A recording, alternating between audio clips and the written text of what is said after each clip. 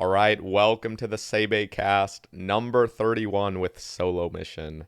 Solo Mission, absolute privilege to have you on the cast, and I've been looking forward to this for, I think we kind of talked about having you on about a month or so ago, and so now it's finally happened.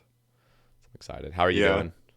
and then some unforeseen circumstances happened, and I died Yeah. on my hardcore Iron Man. Yeah, I was like, wait, But what? I'm I doing great. was like, I'm not up to date with this whole thing, and then I checked I was like, wait, you haven't died yet? And then I was like, oh, I see. Yeah, I managed to keep it secret for like 2 weeks. I was messaging the hardcore Iron Man death tweeter, and I was still logged into the game, and I was like, please be awake right now. Don't tweet this out. No spoilers. And yeah, I managed to keep it under wraps, so that was good. Dang. But there's people that look you up, right? Like there has to be people that already knew, right? Yeah, yeah. So obviously the person that killed me knew, and then Hmm. some of their like team, and then the people that were hunting me, like they know because I just told them, and then I told a few more of my friends. So I say about 50 to 100 people knew, and I was getting Okay. comments on the latest episode being like, "Wait, you die? What the hell?" But like they were recording quite late, so on the Yeah. whole, it was pretty good. Shit.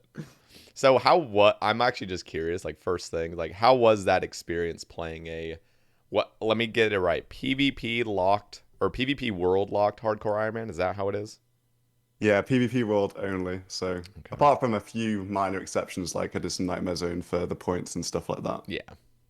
How But yeah, was that? on the whole, I really enjoyed it. Like in my history, I've loved Deadman Mode, so it was kind of taking that extra risk element to a hardcore Iron Man.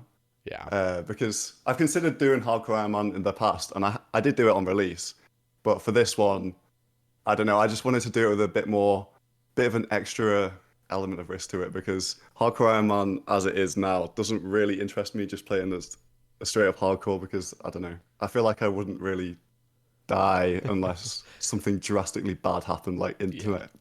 internet or like your monitor turning off or whatever. So you had a beast account. Like it was beastly. How did you never die like until Serb? I won't go that far. It was a beast. No, your account was Uh, actually like insane. yeah, I mean, considering it was in a PvP world, but the thing is, a PvP hardcore Iron Man, it's as difficult as you personally make it, to be honest, That's true. because when you're going around the game, you could always like hover your teleport and instantly teleport as soon as you see like a player indicator pop up, for example. That's true. But that obviously requires a ton of concentration and stuff. Yeah. So as it went on, I became a bit more lax in trying to stay alive, just for like entertainment value, because no one wants to see someone just teleporting a million times. Yeah. Yeah. Um, And that was like that final death clip. I That's a respectable way to die where it's like, you know what? Let's see what happens right here with this PKer at Serb. Shit yeah, yeah. hit the fan, but like, it's better than just insta-telling and then like never having that kind of situation happen. So, Yeah, like realistically, that was probably as well as it could have ended without like dying in like single combat after a massive tank. yeah. Um, and I had quite a few close calls, I guess, along the way, which was really nice for like gets the heart pumping, you know. And that's what I play for, like the adrenaline rush, the shakes, That's the awesome though. solo mission shakes on show. We all know those shakes if you played as a kid going out in the wilderness in like multi. Bro, not playing as a kid, man. I don't know if you're aware of it, but I'm well known for my shaking versus Ditter Bitter and Deadman from like must be like 2019 now. I think when you type solo mission into YouTube, at least for a period of time, the first like recommended search was solo mission shaking. Like for ages, I don't know if it's still that. I've It never definitely seen used that. to be that. Damn, I Well, gotta have see you, that yeah, now. you should see that clip.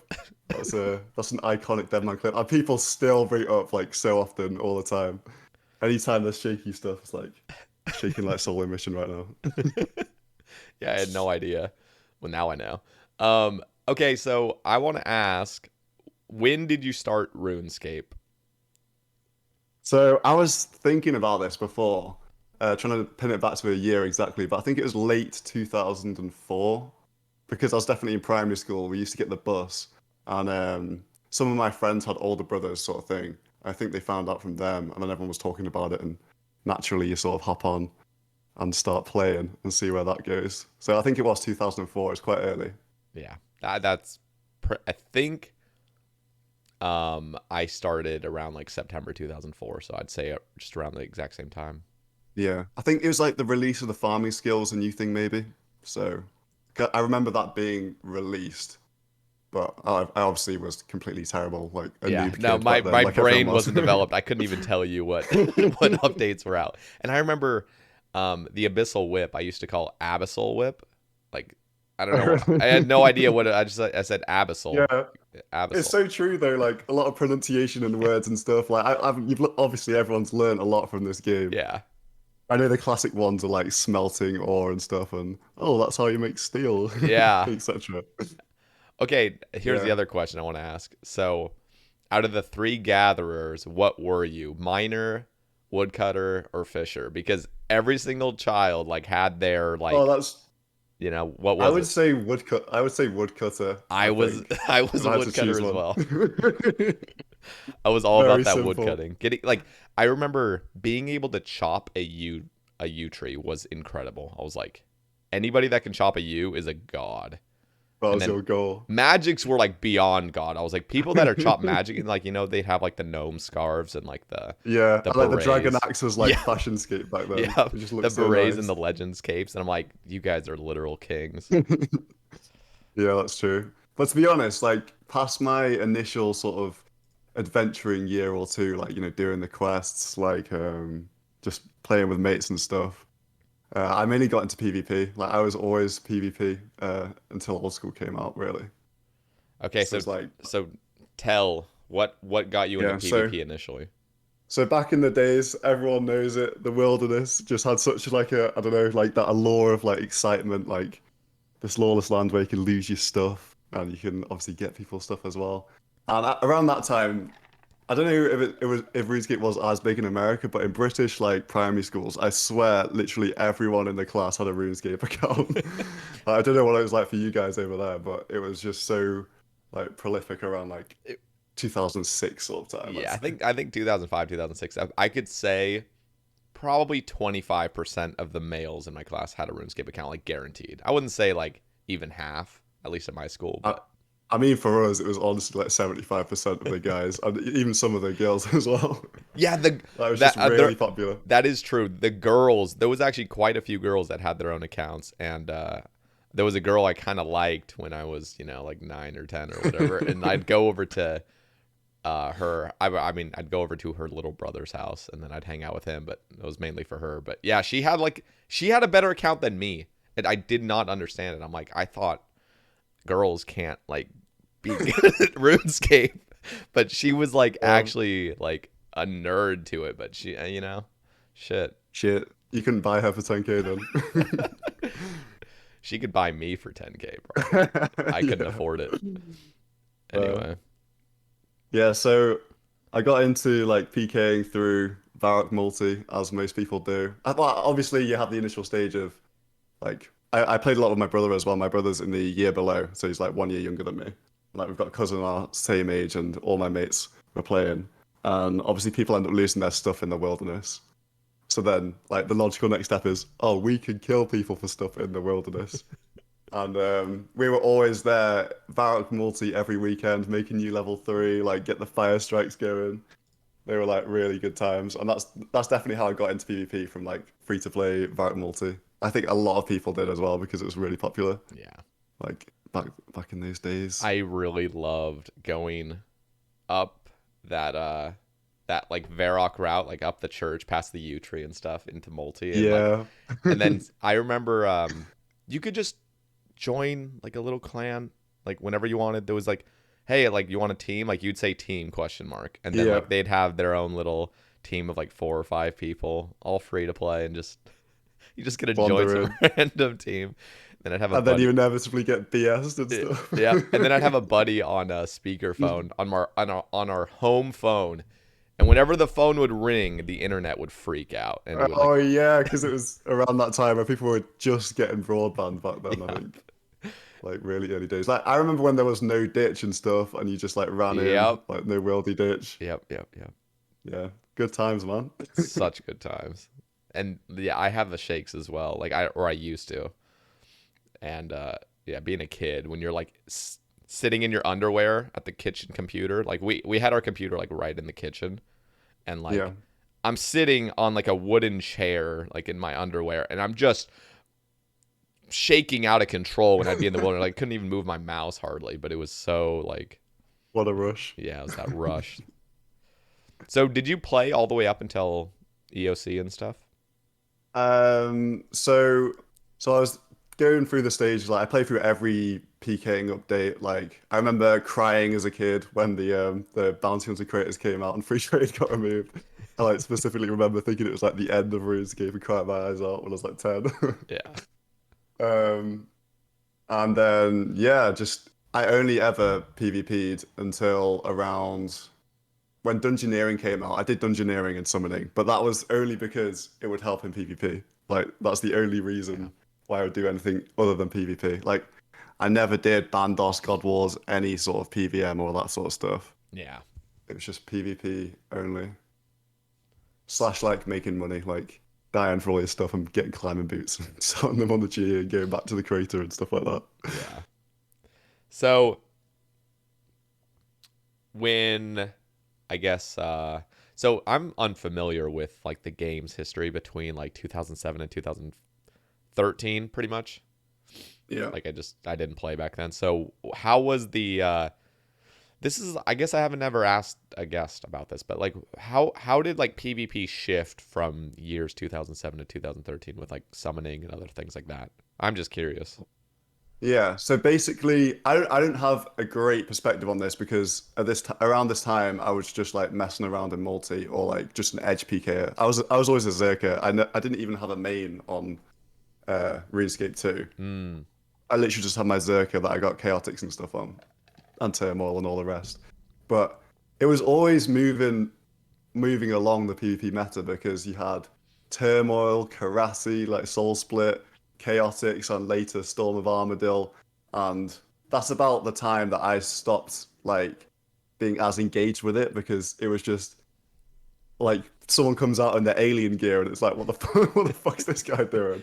Yeah. Um, so I that was part of the reason why I stopped playing in 2011, alongside just like real life became not more interesting, but you know, like around that time I was like 15, 16 sort of, so like concentrating on school and like sport and stuff like that. Yeah.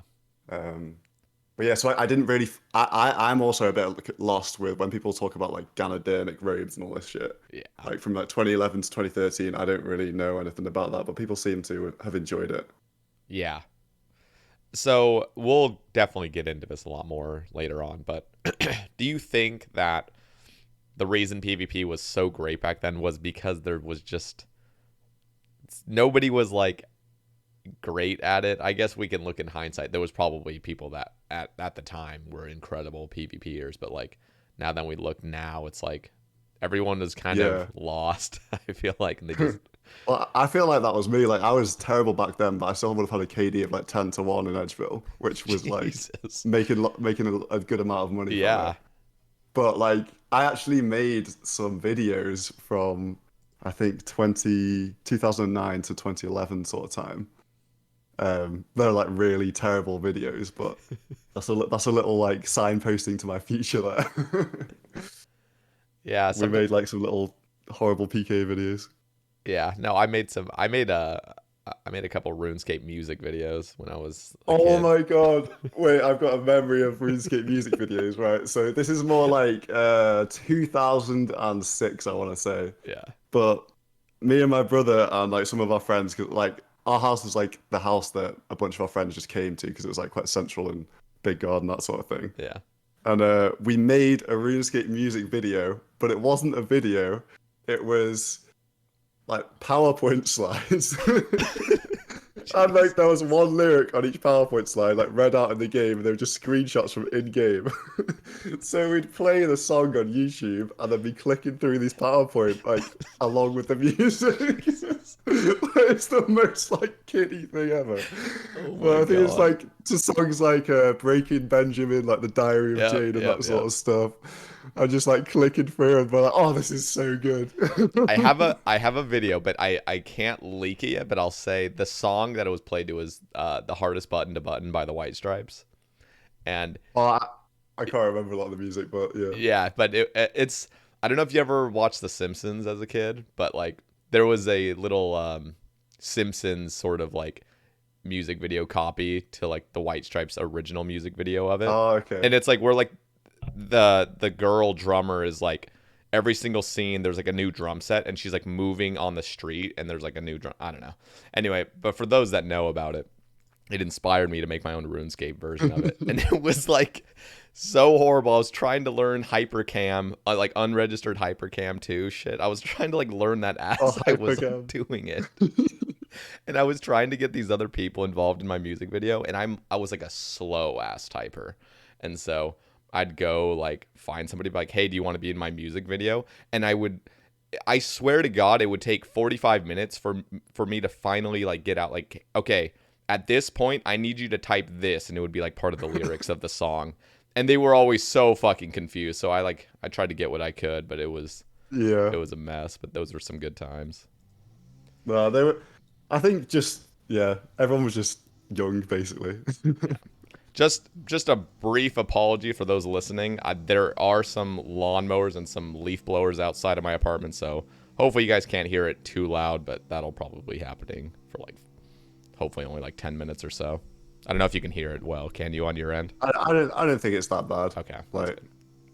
I'm just hearing what they're hearing, so if anyone's complaining, you're just being a Okay. bitch. Okay, hopefully it's good. They usually are doing this on Monday, but of course it just happens to happen on Tuesday now, so anyway, I want to talk now about, I guess, what got you into YouTube, because I'm always just super curious on, YouTubers and streamers on how they, like, started their journey and what, I guess, what Yeah. their experiences was starting off. We're starting off, yeah. So, well, I came back to the game in 2015, so that was a 4 year long break. And the reason I came back is because I watched Boaty's One Man Army. It got recommended to me on YouTube. I was like watching it and I was loving it, and like the Iron Man aspect just seemed like crazy, like interesting. Like bear in mind, I'd never really played the game properly because I'd just been PKing, so I'd never like gathered my own stuff and all that sort of stuff. So I started watching old school RuneScape YouTube videos back then, and then things happen, and I played Deadman. The original Deadman mode was probably one of my favorite things about the old school RuneScape experience. Even all these years later, it was one of the best things ever. Watched videos around that, and then I think one of the later seasons of Deadman, I was watching videos, and because I was playing and I was PKing myself, and I was like watching some of the bigger YouTubers. I don't know if I want to call anyone out, but fuck it, I will. I Let's was hear it. watching a framed video, and I was just thinking to myself, like, this is okay. So I don't think this anymore, but at the time I was like, he's not even killing like anyone good here. Like he's not getting any good clips. I swear I could just do better if I uploaded what I'm doing in game. Like thinking like I could make a better video than framed, and I was like, what? Well, why not? Fuck it, let's go for it and start uploading some clips. So I did, but I'd already I actually before that I fully edited an Iron Man progress video when I started my original solo mission Iron Man in about 2015. But then I just scrapped it and I was like, oh no, I'm not gonna do that. So it took me like another year and a half or something to actually upload something. And that was like, yeah, scuffed mic, PK commentary, like Yeah, I don't know, the just good like shit. terrible quality. That's the And good like shit, though. not even getting that good kills when I thought like I was doing better than I was and that sort of stuff. Yeah. So yeah, but that got me into video making those little dead man just randomly PKing. My favorite spot was Priest in Peril, which shows how much of a noob I was because I used to love preying on people who were doing the quest because they had a bunch of rune essence in their inventory, so God, you could just Rune catch them off guard. essence. Oh my god. Yeah, because you know you have to bring it to the guy, and Yeah, like we yeah, used to catch loads of people there because like it's miles away from a bank or like any aggressive NPCs. It was like a great little spot. We God used to damn.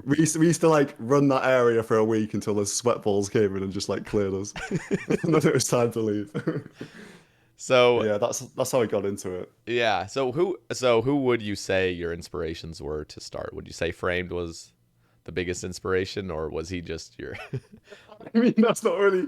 I wouldn't say that's an inspiration Yeah. because, like, I think I could do better than this guy. Fuck him. Well, I guess inspiration in a different sense, as in like he was finally the, the Yeah, I needle mean, on the camel's back or whatever it is. I'm just talking like a specific like switch in my head, being like, oh, I could do this, and that was like from Framed. But I think my overall inspiration probably just comes from Boaty because I watched everything that he put out and like his One Man Army and all that sort of stuff, That's awesome. and I've followed his career ever since. Yeah, I I wasn't around when One Man Army was a thing, but I will say like I've seen quite a few of the episodes back when I was like starting my Iron Man, Yeah. and yeah, there is something just really nice about. I don't know, like were there a lot of other players playing like unofficial Iron Man at the Well, time? I don't really know because he was doing that before I started playing. Like I pretty much found his stuff like when he was finishing it up actually, because he Okay, was going for like kill streaks at the end of it to finish the series. But interesting. then I like watched back all the episodes up until then. Yeah, I think So I'm the not really sure about the community in 2013, 14. yeah, I'm unaware as well. I do remember his Dragon Full Helm hunt was like just super nostalgic. Yeah. Apologies for the loud noises outside. It's really Oh loud on no, my it's all end, so fine. I'm just It's really fine on this okay. end, like Okay, it's no good. worries. Yeah.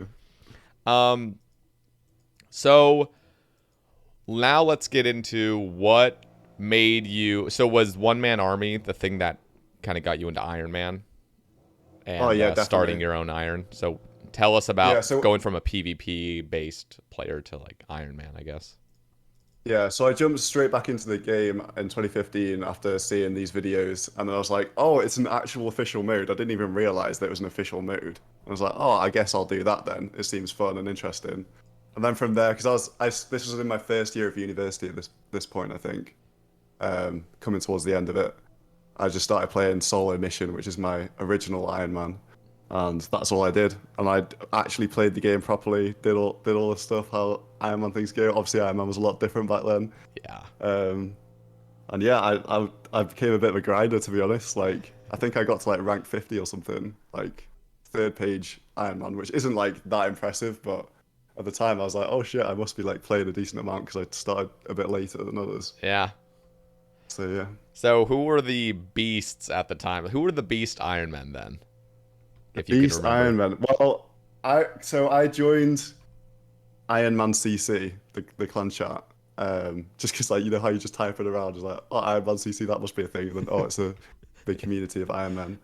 And I remember someone called Andrew Calx, who was like rank one at some point, and he was in that clan chat, and I think he just did like he was because no one was maxed back then. Yeah. He just did like a getting his like lowest skill up all the time just for the rank, but his XP was like in the bin compared to some of the other ones which Yeah. are like higher up. And then you've got like is it Leslie and Lelador Yep. and those sorts of people from back in those days. Yep. Yeah. So very, very different times now, but Oh yeah. yeah. And that was back when like anybody could be top page Iron Man. You just had to play a lot. You Yeah. didn't have to skill. You just, can PVM, do Yeah, whatever. it's so true. I think I was like 12 to 99 fletching, and it wasn't even like a particular goal of mine to do anything like that. Yeah. Not that that's like a massive flex or anything, but way less people played the mode, and people weren't as sweaty at that point. Like it was getting there because I listened to some of the Hex's podcasts and I was like, oh, these guys are like sweaty, but like I'm enjoying like listening to their efficiency chats and all this sort of stuff. Like back when even like Sicknet and stuff were like on it, Yeah. and like trance music and all those people. So I actually listened to it back then. That was like people were gradually getting a lot more like, I don't know, efficiency focused. Yeah, yeah, for sure. And the rest is history really with that. There were some videos I remember watching on YouTube where it was like the best Iron Man collections, or it might have been Spark Mac actually that was like showing Yeah. it off. And I just remember it was so early on, is like people were like flexing like Dragon Med helms and shit. I'm like, Yeah, with like an dude, invent full of stuff and they couldn't even fill it up with everything. it was like Dragon Med helms though. Like because you look at it now and you're like, wait, what? Like what? Had this is not a Yeah. flex, but like at the time it was like anything you know, people would have like 3 whips and they're like, oh my God, like that's Yeah. insane. Well, the game mode it's got so much easier over time. Like Oh yeah. if you didn't play Iron Man before like 2017, you probably wouldn't even understand how much more difficult it was back then. Oh yeah. Just for like And even like fire making. I remember I used to light my magic logs on fire to get like 98 fire making, and Windstar came out the next fucking day.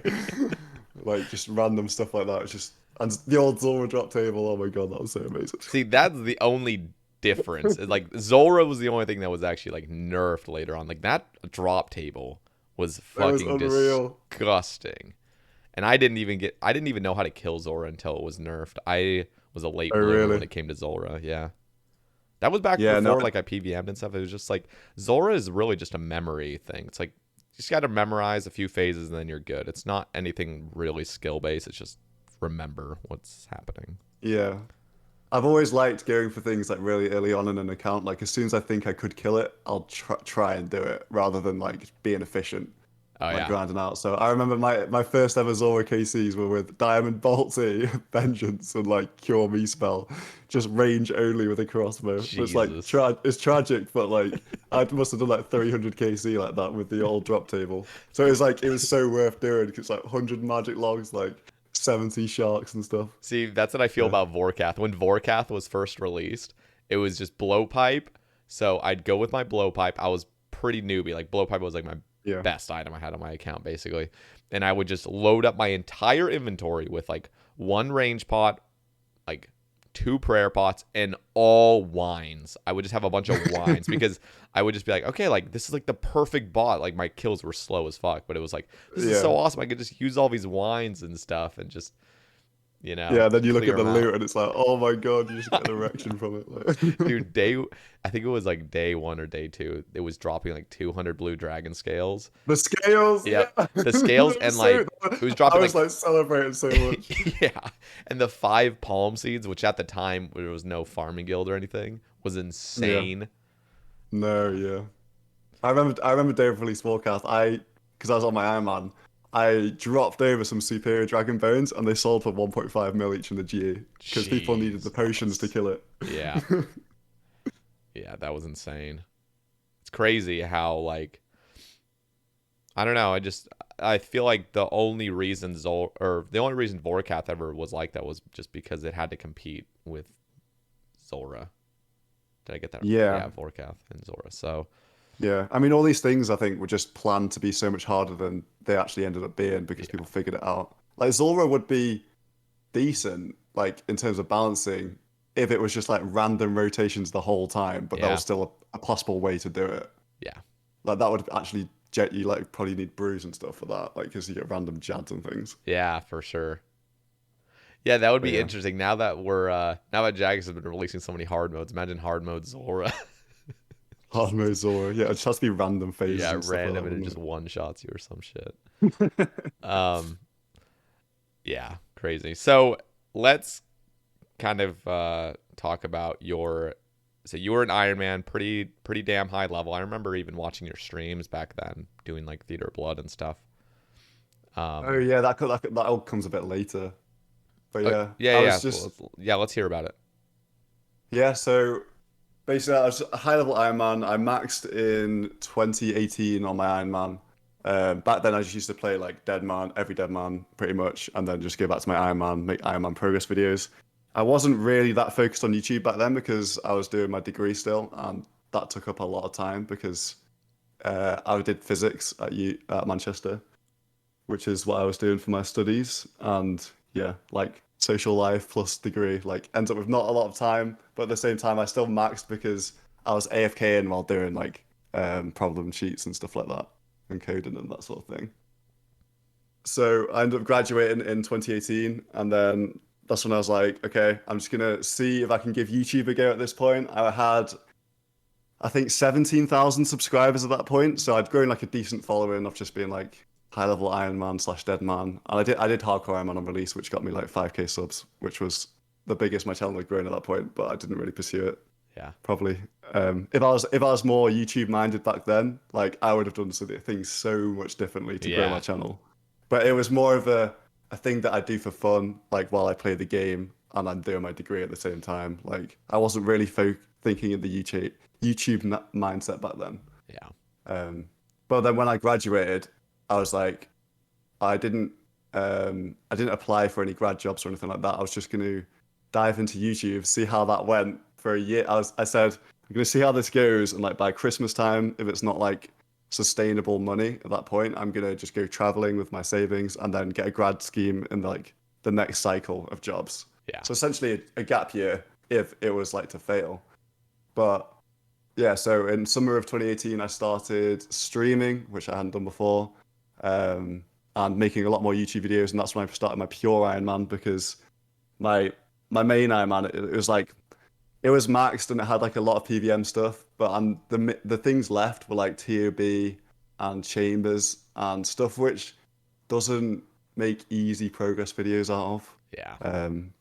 Like that's something I've tried to avoid throughout my YouTube career is ending up where you're locking yourself into having to play the game for 100 hours to upload a video Yeah. because it's just it's really hard to like get content out of that. But I still streamed. Basically I used my main Iron Man to stream and my pure Iron Man was to make videos. So I had pure Iron Man meaning one defense Iron Man. To anyone's unfamiliar, and yeah, that was my plan to grow for the next year. I remember I was in my last after my last exam. I was like, right, I'm gonna set out a plan of like 30 video ideas that I have and like a schedule for my pure Iron Man to execute, and I pretty much followed it to be honest. Like for the rest of 2018, So how was and the yeah, growth on YouTube during that time? it was like an acceptable level, I'd say. So it was like going just well enough. At this point in time, Deadman, like the pure Airman is like my ticking along content. Deadman is my big content now because I could actually take it seriously at this point because the tournament's pulling the views compared to the seasons. And now I could take it seriously because I didn't have university. Like, there's no way I could just have a week off university Yeah. and like because I've got lab work and stuff to do. I'm not just gonna be like to my lab partner, yeah, fuck it. You have the like the 10-hour shift a day on your own file. I'm gone. Um, so yeah, Deadman was my main growth thing, and then like every time people found me through Deadman, then they're back. They're watching the Iron Man now because they just like the content. Yeah. So it was steady enough growth, and I got to the point around Christmas time. I think I had about 35K subs about that time, and like the money was not quite. It was there enough, I want to say. Like I wanted to make like 10 grand in a year, like because that was my living expenses pretty much. Yeah. Um, so, and I was like pretty much on track for that at that point. So it was going pretty well in those times. But like, it just put a lot of effort into trying to change my mindset towards what's going to do well on YouTube and what, like, alongside what I enjoy in the game. But that's around that time I sort of started to park my main Iron Man to the side a bit and focus on the pure and other little niche ideas. So for those, I guess if you had like a piece of advice to offer to like new YouTubers now that you've been through, a huge, I guess, YouTube journey, what would you like recommend people to do when they're starting out? Or any Starting out any on tips that YouTube, yeah, just yeah. tips you would give. I'd say in your videos, be the most entertaining version of yourself. Like, I'm quite an introverted guy, like in my normal life. I'm the type to sit back and just listen to the conversation and like interject with when I think I've got something interesting to say. Um, but yeah, be the most interesting version of yourself because people are only with you for that short amount of time. And like every bit of like if you're going for like progress videos or like those sort of 10-minute length videos, just make every minute count and make it all interesting. Like don't let things lull or sit. Like it's fine if you have to cut things out and get rid of them. It doesn't matter if oh, that's another thing as well. You might think something's important to the journey of your account and stuff, but will that be interesting to the viewer? Yeah. And think of the average viewer. Like don't think of you as a viewer. You got to think of who are the 200,000 people I can reach here, not 1,000 people Yeah. that like know what I'm talking about. Like with some mad, like I don't know. So It's hard because it depends what audience you're going for. But in yeah. this day, I'd say you got to try and get some unique ideas be fill it with like no filler like fluff or anything, just like interesting to the point. Like yeah, it's hard to grow on YouTube now though, I'd say, compared to back then. A lot of us came up in like 2018, 19 Yeah. with YouTube especially. But it's crazy And I because feel I bet like, back then you thought you were late as well. You're like, I'm late to the oh game. It yeah, always feels like yeah, that. a bit. The thing is though now I'm not as in touch with the people who are like coming up now. That's So like true. I've never spoke to somebody like Tasty, for Yeah. example, who's like he's on his come up now. Like I'm of the generation of people that came up with like Rice Cup, Verf, Mint Markel, Mika, like those sort of Yeah. people.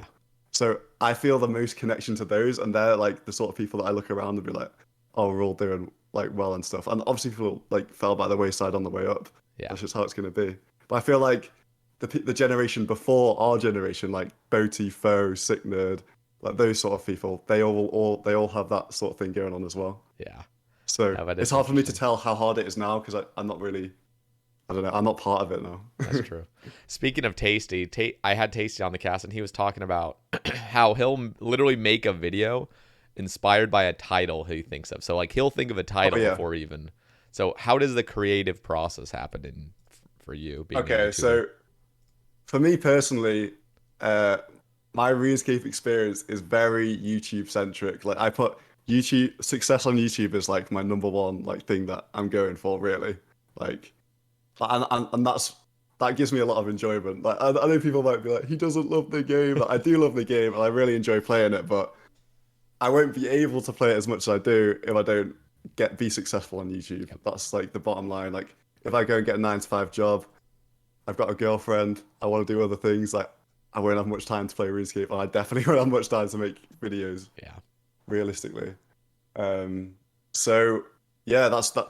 I think I did listen to the Tasty one, and I agreed with him. He's taking a really good approach to it in terms of like being successful on YouTube. Um, and I plan so every Deadman or League that comes out, I plan each day before anything even happens. This is really like thinking into it way too much, but I think it's like it would be an interesting insight. I plan out the title and thumbnail of each video for like 2 weeks, like, and that's my plan, and that's what I'm sort of aiming towards within this league. And I want to make them clickable, but not completely clickbait. There's always a fine balance between that. Yeah. Yeah. Yeah. And I don't even bother making a video if I don't know what the title and thumbnail is going to be, or like to start with. That's where I start the process as well, and that's how YouTube in 2021 is. If you want to go for really big views, that's how you've got to play the Yeah. game. I think Interesting. would recommend.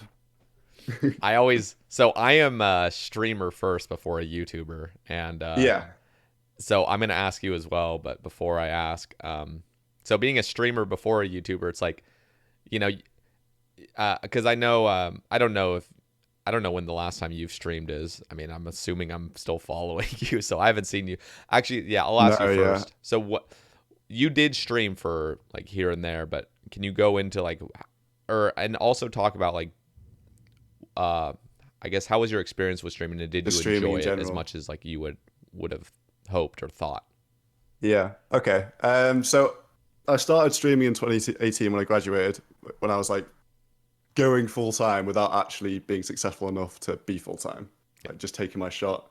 Um, Started streaming because obviously financially, like it makes sense because it's like I'm getting all this content from my videos. Why not stream it as well? yeah, And like just to test out if I liked it. Like you're never gonna know if you enjoy something until you do it. And I did enjoy it to an extent, but so I streamed for I want to say like 9 months or something, and then I stopped in around May 2018, May 2019. So that's like that's about 9 months or something.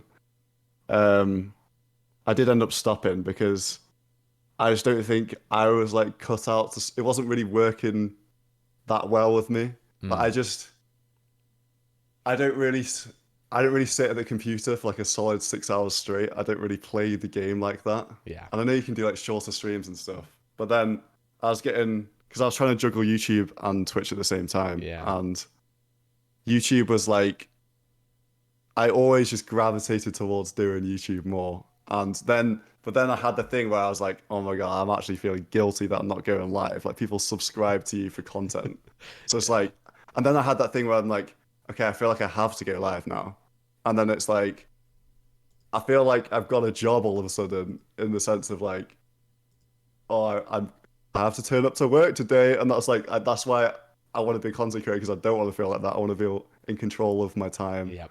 like just do what I want to do. So I felt a bit guilty about that, and I don't know, I just don't think streaming was for me really because yeah, there's a few other reasons as well, Yeah. like tied into that as well.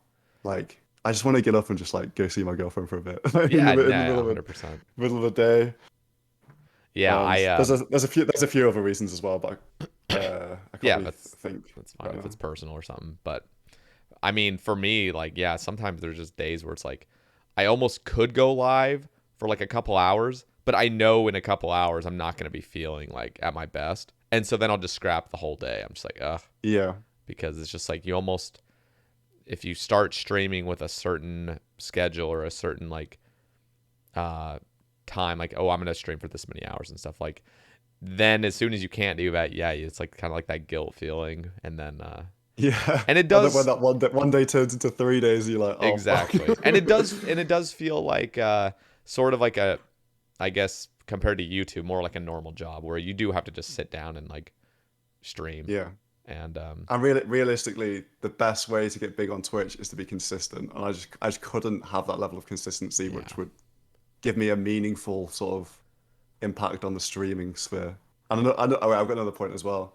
Streaming makes your YouTube clips so much worse. Like, uh, in terms of, like it's way more immersive and interesting to watch a YouTube video where the person's not streaming or the clips aren't taken from a stream. Like Yeah. it makes a massive difference. And like the people that are at the top of YouTube don't stream their content. Like if Torvesta streamed, it would be terrible. Um, like I'm C engineer and stuff because Yeah, it ruins the authentic sort of Yep. experience of RuneScape that you're watching the person have. Yep. Like it's just a different type of content, and I don't think it doesn't translate very well to YouTube. Yeah, Like it really doesn't. it's reflected in the viewership as well. Because like you're there like talking about someone's fucking like dog or something, and then you get like a sick drop, but then it's like, oh, I kind of wanted to keep the bit of the clip in when we're leading up to this drop, and then inevitably you break the fourth wall by talking about something which isn't really in the narrative of the video, and it just doesn't really make sense. Yeah. I would Yeah, I'd say that's a really big reason why I don't stream. Yeah, I can totally see that. It would definitely ruin video, especially like, yeah, just getting something cool on your stream is like you almost just want to get that off stream and just do something else on your stream. But then at the same time, it's like, why are you streaming if you're not doing like the most entertaining thing? You know? Yeah, Yeah, that's yeah, it's a tough balance, and I don't know as well. I held back from saying this, but I'll say it anyway. Whatever. I'm not like a massive conversation maker. yeah, Like, not to flame anyone out or anything, but I just don't care about other people enough to like be an interactive streamer. Like when someone's talking about how dry they've been on a boss in the chat, like you kind of have to pretend that you care, like, or you yeah, feel like you have to pretend that you care. But yeah. like, Yeah, I no, just, I yeah, I don't know. completely. That might sound really harsh, but No, it does sound harsh, but every single person in the world can relate to that. Where it's somebody yeah, said something and like you're just like, I don't really care. But what I've noticed, I guess, with I've been streaming for like 2.5 years now, is like when somebody gets something, I'm just like, you know what, like grats on that, and then it's like just saying grats instead of like having to like add something else to it. Like that's what I realized. I was like, yeah, when I was streaming to fewer people, I almost felt like I had to like expound on like, oh oh, you got yeah, this, oh, so why are you doing that? Why are you doing this? And it's just like the person just wants a grats because they're playing alone in their room probably with no other yeah, person to tell it to, where I can just whatever happens to me, like everyone knows, and like everybody kind of wants a little bit of attention, so just the simple grats like was literally all I needed to do. And I was like, oh shit, yeah. like that's a lot easier. I always felt obligated to like expand on, oh, you did this, you did it. Yeah, streaming's so much easier with a quick chat as well. Like whenever the chat was slow, because back then I wasn't Yes. like as anywhere near as big as I am now. So I'd be averaging sort of like 60 to 70 viewers, I'd say. Yeah. I think I just about had the requirements for, is it 75 for partner, not partner or whatever it was Yeah, back then. partner. It was So 75. I pretty much had that, and then that's at the point I stopped. So I wasn't like a big streamer or anything. Yeah. So like, yeah, I can relate to the slow moving chat and stuff. Yeah. And that is definitely a struggle of streaming. Yeah. So Yeah. like I didn't enjoy that aspect, so then it's like, oh, that's another reason why to not stream for me. Well, a funny part about like trying to care about something that you just don't care about is like there was a girl I was into in college, and she was obsessed with PewDiePie, like Yeah. absolutely obsessed with him and his YouTube and stuff. And so I'd go over there to do like homework and stuff and hang out and like maybe cuddle and stuff. But like she would then pull up her laptop and watch a PewDiePie video for like 20 minutes, like some stupid video, and she would just be laughing, and then she'd look at me to see if I'm Oh laughing. no, but not like one of those. but like I was like, we weren't like, like I wanted to like move beyond just kind of like our flirty friendship, so I almost Yeah. felt obligated to like what she liked. And dude, it was painful, when you have to like Oh my God, force out a one of those laugh. laughs out, bro. Dude, Yeah. forcing out a laugh is probably the most painful thing you can do to your face, where you're like not even laughing, and you have to force a Yeah. smile, force some chuckles. It's bad.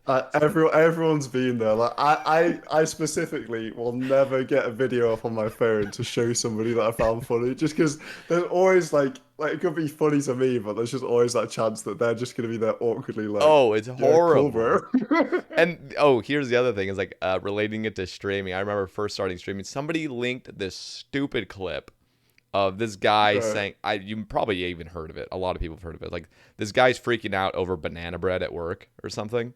And he's just I don't having think a I've seen it, total but yeah. meltdown of like, there's banana bread. And I was like, this is not funny at all.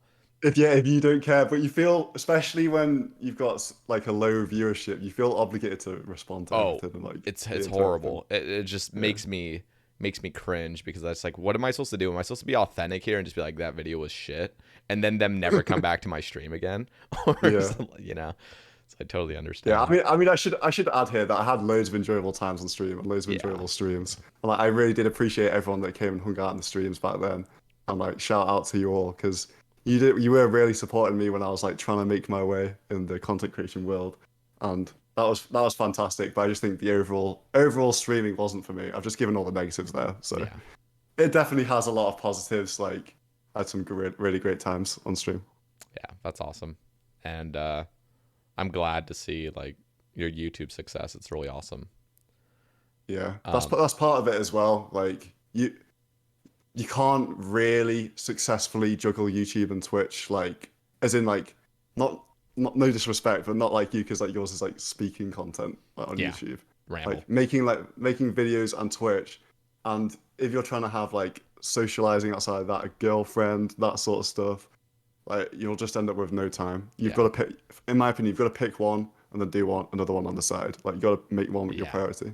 And that's the cool thing is like I'm blessed to be able to live off of my stream, so I don't feel obligated to, like, my YouTube is just exclusively just like a side project almost, and so I don't feel this like stress where it's like I have to make a video like this because this is my earnings. It's like, nah, I can Yeah. kind of just do whatever happens. Yeah, it's like a passion thing on each. Like you can tell that you're passionate about like making the podcast and the rambles and stuff like that. Well, I'm So happy. I'm happy to hear that. that's how all good things start, don't they? Yeah, for sure. And Yeah. I don't mind the like slow progress either. I find it actually really nice to just get like authentic viewership where it's like, okay, these people are in for like the long haul because they've decided to subscribe at like the lowest point basically of my content, which means at least they appreciate this and I didn't make some crazy hype video and then I have just like this artificial Yeah. following. Yeah, that's true. It feels like you have a real bond with your audience. Yeah. Like I can tell like I'm assuming you probably read all the comments on like each one, like Yep. the nice ones mean a lot to you and stuff like Yeah. that. You're definitely at that stage of like, so yeah, Yeah, leave a it's nice nice. comment, boys and girls. And a like. There are plenty of silent appreciators though. Yeah, I like the video. Fuck it, let's go. Unsubscribe. Mate, I'm the biggest merchant for that ever. Just being like, 40% of you are subscribed? What are the 60% doing? Let's go right See, now on this that's podcast. what Come I on. need to start getting more into. I hear you know, just initial, like the initial part of any video, you should just be like, hit that like button instantly, like a 100% increase on like all your Yeah, likes. Just honestly, like to talk about that in terms of YouTube, like that's something as well that people probably like at the start at least like will look down at me upon like constantly being like every video, oh, you guys should subscribe by the way, yeah. because it fucking works. Like I there's no know. way, there is no way I would have 170k subs without like having like said that Yep. in my videos or like coming up with creative ways to say it. Like sometimes like I've been like fishing and it's like, oh guys, what am I fishing for? Oh, I'm fishing for subscribers. Like, do you know what I mean? Like stupid shit like that. Yeah. And even with the percentage thing, I don't know if it's true, but I feel like I was the first one to bring that to the old school RuneScape scene because I've just seen that from some of the YouTube videos. And like that was like, oh, that was prime back in the day when that was first a thing. Like you got so many subs for saying stuff like that. Yeah. And No, and but that it just helps me grow like yeah. so much. And And that's, you know, the people that really love your videos will respect like you know you're trying to grow. And that's the same thing with like streaming. It's like you'd be surprised us if you got like a host or something, or if like you're just on a like a higher amount of average viewers just right then. If you just say like follow or something, or just like anything regarding following the yeah. stream, all of a sudden there'll be like 5 or 10 people that follow that would not have followed otherwise. Just Yeah, does it's just a human like psychology thing. You're not thinking about it until someone says it, and then you're exactly. way more likely to do something. Like there's plenty of people that just your videos are always there and they're recommended, so they've got no need to subscribe. And you're Yeah. like, hey, by the way, are you subs? And they're like, oh, I'm not. Yeah. Let me do that real quick. And I don't know, it's really nice to watch the numbers go up as well as a content creator. Like it means a lot. Absolutely. And maybe that's not necessarily that healthy in the long term. I think We'll it see is how that healthy to pans out. I think it is healthy to watch numbers. And I think it's what's really amazing about being your own content creator is like there was never a point where you felt low almost, unless you're like comparing to other people. But it's like you started your own journey. So like, you know, I have 3K YouTube subs and I'm thrilled about it because like everyone starts at 0 and then you just grow. And so as long as you're not directly competing with like a friend or something, because that at that point, like, yeah, I can kind of Yeah, feel like, oh, like he's doing better than me. What can I do? But yeah. when you're What's just the doing it, phrase? It's yeah, comparison is the thief of joy or something like that. yeah. So like, But it but like also, it's really hard not to do that though, oh, and it's it's so somewhat hard. like I don't really practice what I can preach. I compare myself a lot to people, Yeah, and I am like I would say more than pretty much anyone else in like the creator community. Like people probably won't even know this, but like I keep tabs on like a lot of people and how their videos are doing and like what they're uploading and what worked well, what didn't work well. yeah, Like and I treat it as market research, yeah, and that's part of the reason why I've actually like grown pretty quickly compared to other people. It's because like I see something do badly, it's like, well, I'm not gonna do that. Like, and that you get into that thing of, I don't know, this doesn't really relate to many people at all right now, but you get into that thing of like you just start thinking in terms of titles and thumbnails, what's gonna do well, and like I've been doing it for quite a few years now. In terms of like when a video comes out, I'll be like, oh, that's gonna pop off, and it ends up doing it, or that's gonna flop, and it does end up flopping. yeah, Like you can really get quite a good gauge on it if you're like constantly like testing yourself. Like, is that a yeah, good title thumbnail? What would I have done with that one?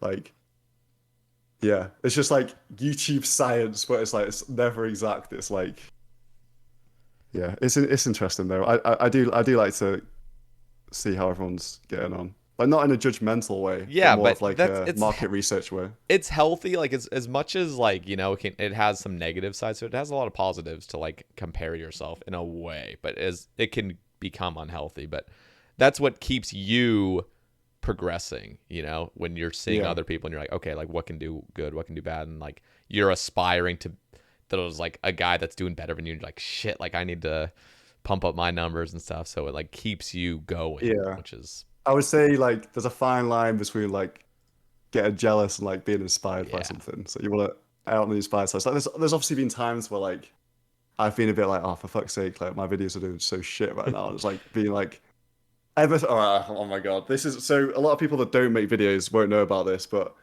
ever since I think it was in 2019, like halfway through, they introduced this thing on your YouTube dashboard. So you'll create a dashboard, you see how much you're making, what your subs are, what your stats are for the month, etc.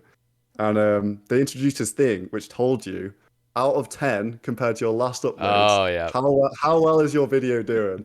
Oh my God, let me tell you, that shit is the worst thing ever for your like mental health going. Like when you put your heart and soul into something, like this is absolutely huge. It's gonna be great. I even spent money on this video, and it's like 10 out of 10. I was like, oh my fucking God, it's so depressing, bro. I know. That is so depressing. So like every time when I'm uploading, every time I upload a video now, I'm almost like, I'm ready for this to be a 10 out of 10. I accept 10 out of 10. Go on, show it to me. And so like I try and lower my expectations so I'm not like not Yeah. let down, but that is fucking horrible. Yeah. I don't know why that's a thing.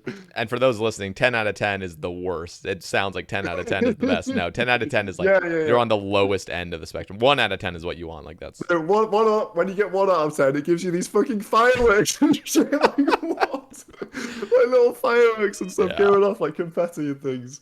No, Like when it's 100%. 10 out of 10, oh. That thing is depressing. And especially like when Yeah. it starts out at like a 3 and then it like lowers to like a 7, you're like, "Ooh." Like Oh, I'm not as bad with that. I'm more like I stop I stop caring the longer it goes on. Like so if okay. it's first down and it's like 3, I'd be like, okay, sound smashed it. I don't even care from now. Like Yeah. I just want that instant gratification Yeah. that that was a good video to put out and for views and stuff. So I have a question. Um, Is there a secret or a tip that you would recommend to releasing videos at a certain time of the day? Because I release videos whenever the hell they're done. And it could be at 2 in the um, morning, it could be at like 2 in the afternoon. I don't think it matters too much, but I generally stick to just releasing at peak time because I really don't think it matters, but Okay. I'm just under the impression that if it gets pushed earlier, quicker, it will get in the algorithm better and perform better overall. So I always release my videos from, I want to say 7 p.m. UK time to midnight UK time. Like if it gets to, say if I'm working with a sponsor and they are like being slow and it gets to like 2 a.m., I'll be like, okay, we're just going to do this tomorrow. Yeah. Like I don't want to upload it today because I don't know. I just don't feel like if it's like leagues, there's a different thing because I just Yeah. upload daily then, and that goes out whenever. Uh, but yeah, I try to go for 7 p.m. to midnight because that's when most people. You get the EU obviously, and then you get US, which is like the Yeah. That's nice. main people. All right. Let's I'm going to quickly take a pee break, but then we'll move on to some Twitter topics. So I'll be right Okay, yeah. back. Shit, I wonder if he has wireless headphones on, or do I just have the floor to myself right now? But yeah, on that topic, you guys should definitely subscribe, leave a like, and leave a nice comment if you enjoy the Sae Bae cast because I know that it will mean a lot to Sae Bae, and he will really appreciate that. So shout out the listeners if you made it this far. Right, I'm gonna go for a piss as well. Okay, so let's go into the Twitter topics. There's already a there's a topic I want to kind of go over, but it looks like you already have answered it. And it said, what other content creators do you enjoy at the moment? So we were mentioning like Oh, Bodhi's one man army, but as of now, yeah. As of now, yeah. And then are there any you take inspiration from currently? I would say in terms of my YouTube. Okay, so in terms of who I watch, like I said before, I watch bits of everyone pretty much, just to stay on the pulse of what's happening. But in terms of who I will never miss a video and I'm always watching, I'd probably say I watch every Torvesta video, every Sea Engineer one, every Goody one, like Mod Ronan. Yeah. I probably watch every Guns Chili one, and I watch all the Sir Pugger challenges as well. Sir Pugger That challenges like are awesome. yeah, like those ones are the ones that I like. I probably have watched every single video for the past like 2 or 3 years. But like obviously like there's loads of other YouTubers which I watch like 80%, I want to say. Yeah. That's cool Yeah, though. But you're I like watch I pretty watch a lot I watch a lot of YouTube. you're pretty engaged with the community outside of just making your own videos and then like exiting the platform and then waiting for the Yeah. next video. That's cool. Yeah. But it's like I said, it's market research and it's enjoyment. It's both. And like they're my friends a lot of them these days, so Yeah. just want to see what's going on.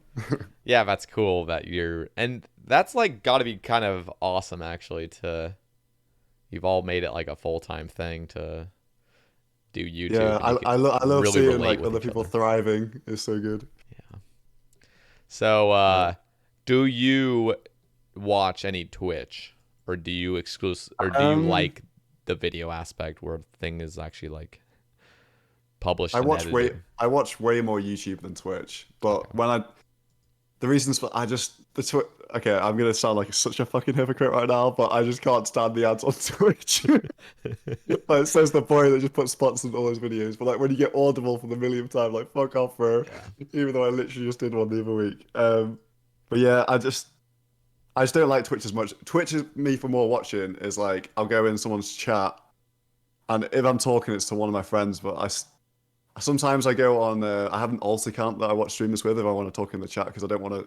I don't want to Yeah. talk sometimes, and then everyone's like, "Oh my God, like I love the PvP hardcore man." There's like, like not to say that I'm like famous or anything, but like it Yeah. will take over the topic, and I don't want to do that to somebody who's streaming. Like, That, you know yeah, what? That's very humble of you to say, because it's not about you being annoyed by it. It's like you don't want the whole stream to be revolved around you now in the chat, and so you're looking out for the yeah. streamer almost doing that. It's Yeah, respectable. like luckily enough, like I never applied for partner, so I don't have the massive tick to advertise my presence to everyone on my main account. But yeah, I use alt account to type in the chat. Get Interesting. any giveaways that straight in there. But yeah, I don't watch that much Twitch. It's more for catching up with like people I'm friendly with. See, And I don't have an alt account. I'm actually kind of like at this point it would actually be kind of nice, because sometimes I'll go into a stream and like it does kind of feel like a lot of people in the chat start talking about me with like, whatever's been happening in my streams, and it's like I don't yeah, I don't like this it's like a feeling. network opportunity for the streamer as well. Like Yeah. it's like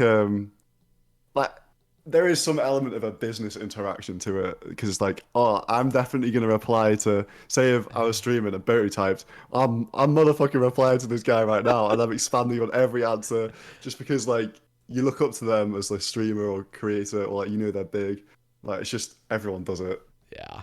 No, and so sometimes I'm like, you know what? If I am gonna interact in a chat, it's almost like the reason I haven't made an alt is because I might as well show people, because I'm literally a streamer on Twitch, to show people I'm interacting with the community. If I was always just on my alt, it's like, wow, Sae Oh Bae yeah, doesn't even yeah. watch streams. I mean, you're a streamer, so you have like it's good for you to do that. Like, do you know Yeah. what I mean? Like, you keep your relationships there. Like, and that's part of the reason. Like, it's good for me to do that as well in terms of like I would more likely watch YouTubers who also stream Yeah. normally. I'm talking there. But yeah, wait until you're all like you type something and the motherfucker doesn't reply. It's like, right, I'm hopping on solo mission right All right. now. Let's I want to ask Batfat asks, do you actually play Raid Shadow Legends? Is that your current Oh, sponsor, here by the we way? go. Or is this a Um, previous? I've done loads of raid sponsorships. Okay, I've done loads of raid challenge and sponsorships. They and I actually probably there was a wave of us in 2019 which started doing them. Like no one really did YouTube sponsorships before that, and it was Like people in the like me. RuneScape section? Or are you Yeah, just in the okay. Runescape, no one was doing YouTube sponsorships before 2019, really, like Okay. at all. Like, doesn't matter what it was, you still get a load of dislikes and stuff. But Interesting. there was a group of us. It was the people who were coming up in 2019, like me, EVscape, Link Soccer Arena, um, like people like that, Rixie to an extent, um, like Midman Cowan, people like him. Yeah. We just started doing sponsorships out of financial necessity, really, because YouTube, obviously, the ad revenue in the past has been pretty inconsistent, so sponsorships pay the money, and like at the end of the day, like promoting a mobile game, like the viewers has the choice to play it or not. Yeah. Um, and let me tell you this right now, if the sponsorships have like really got their way into old school into YouTube now, and everyone is so much better off for it. Like if they weren't there, if sponsorships weren't a thing on old school YouTube, I don't even know if I would be doing YouTube to be honest, Yeah. because it would be a bit more touch and go with like the finances. Like, Yeah. I would obviously be able to make a living, but at the same time, I've got in the back of my mind like I want, I'm aiming for some sort of financial security Yeah. alongside just like my monthly outgoings. Yeah. Like I've got aspirations financially, which like it's fine to say that. Like I want to secure the bag. Yeah, no, Like 100%. realistically. So So back to the original question. Yes, I have played Raid Shadow Legends for about 10 hours, which is a lot longer than some others have. is it I didn't play 10 hours this for the first time I promoted it, like definitely didn't, but over time I have just to like understand more about it and things. But like yeah, some of the other games I'll probably play it for like an hour or two, see what it's about, see it's not like a total scam. yeah. If it's just like if it's just a freemium business model, that's all right with me. I don't mind that. Yeah. Um, That's like what every game is nowadays anyway. It's like yeah, yeah, so and I'm like curious. I don't know if you can talk about it per se, but for those interested, because I bet there's a lot of people that are kind of curious now. How much, like, what do you think the percentages of like let's go, sponsorship boys. money to just ad revenue? Like, if you I feel I comfortable can saying that. I don't I can straight up tell you. You could find out if it was if you looked hard enough and spoke to the right people. Yeah. So how YouTube the monetization on YouTube, a lot of people don't understand it, but how it actually works is so these days monetization is pretty fucking good on YouTube with Google Ads. People love to trash talk on it because it's been bad in the past. But what happened in COVID was all the advertisers pulled out. No one wants to advertise for holidays or flights or anything like that. So loads of the advertisers pulled out. So what you call the CPM, which is the amount of money you get per view, that went to the floor. And then what YouTube did was, if you probably noticed as a viewer, if you have ads, they started getting really comfortable with those double ads before a video, Yep. and like unskippable ones and stuff. So because they were trying to make back all this money that they were losing from the advertisers pulling out, and then COVID, oh, it's not actually that bad for business for a lot of them, the big ones. All the advertisers come back in, and they're still paying the same pre-COVID, but now we've got all these double ads and unskippable ads and stuff. So actually, YouTube, Google ads have been better than they've ever been right now, and have been for like the past like 6 months, like at the moment. So So what would you say was like the that's behind the scenes of YouTube. so what would you say was like your average, I guess, CPM back in 2018 compared to now, if you feel I don't Yeah, no, know. that's fine. So I want to say in 2018 times, like obviously this always varies a lot, but it would be anywhere from like $2 to $3 per thousand views, I'd say. Okay. So, but now it's like $5 or $6 per thousand views. Yeah. So say for a video I put out, say I get 100K views, which is like that's my that's my baseline for being like, yes, that video was fine. Like that's the numbers thing coming in Yeah, again, yeah, like yeah. fucking crazy bad for like I No, don't it's know good. I when think it yeah, but it's yeah. only good when you're doing well though. Yeah, yeah, And yeah, like that's true. I'm gonna become irrelevant one day. The game will, and like I think I'm ready for that. But hopefully, I don't know. Hopefully, I am because I look at all the numbers and everything. And yeah, the thing is, I've just done really well. But what if I didn't do really well? Yeah. Like maybe I would have an unhealthy relationship then. Maybe it's only healthy because I'm doing well. Yeah. Who knows? But yeah, so say if you had 100,000 views on a video, that would be 500 $600 in YouTube ad revenue. So you get that. And then now where the real money comes in, so you see why everyone's doing this these days is so a sponsor on that video for like 100,000 views, I'd say would pay you from like $2,000 to $2,500. So now you've got this 100K view Damn. video and it's getting like 3K to 3.5K God damn. approximately. That's impressive. So that's so yeah, so that's how you so now but that pays based on like how many views they expect you to get. So they look at like your past sort of 10 videos Yeah. and take an average and times it by like 20 or 25. So the YouTube meta has really changed in the past year or two.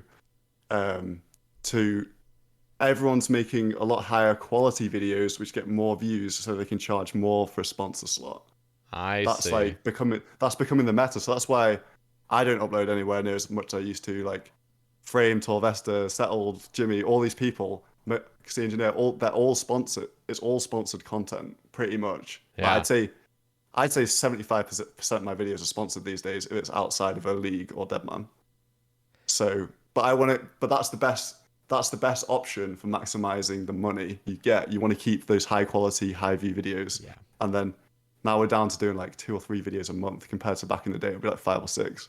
And that's probably even better for the YouTuber not feeling stressed about, oh, I have to pull out like 8 videos this month. Oh yeah, it's But you have to yeah, put it more is it is quality better, into it. and That's true. it also comes into the fact that the game's been out for ages, so there's less ideas. I'm not saying that everyone's money hungry or Yeah. anything like that, but that's the way I look at it is if I'm not just going to push out some subpar video because I don't want my sponsorship money to go down. Yeah.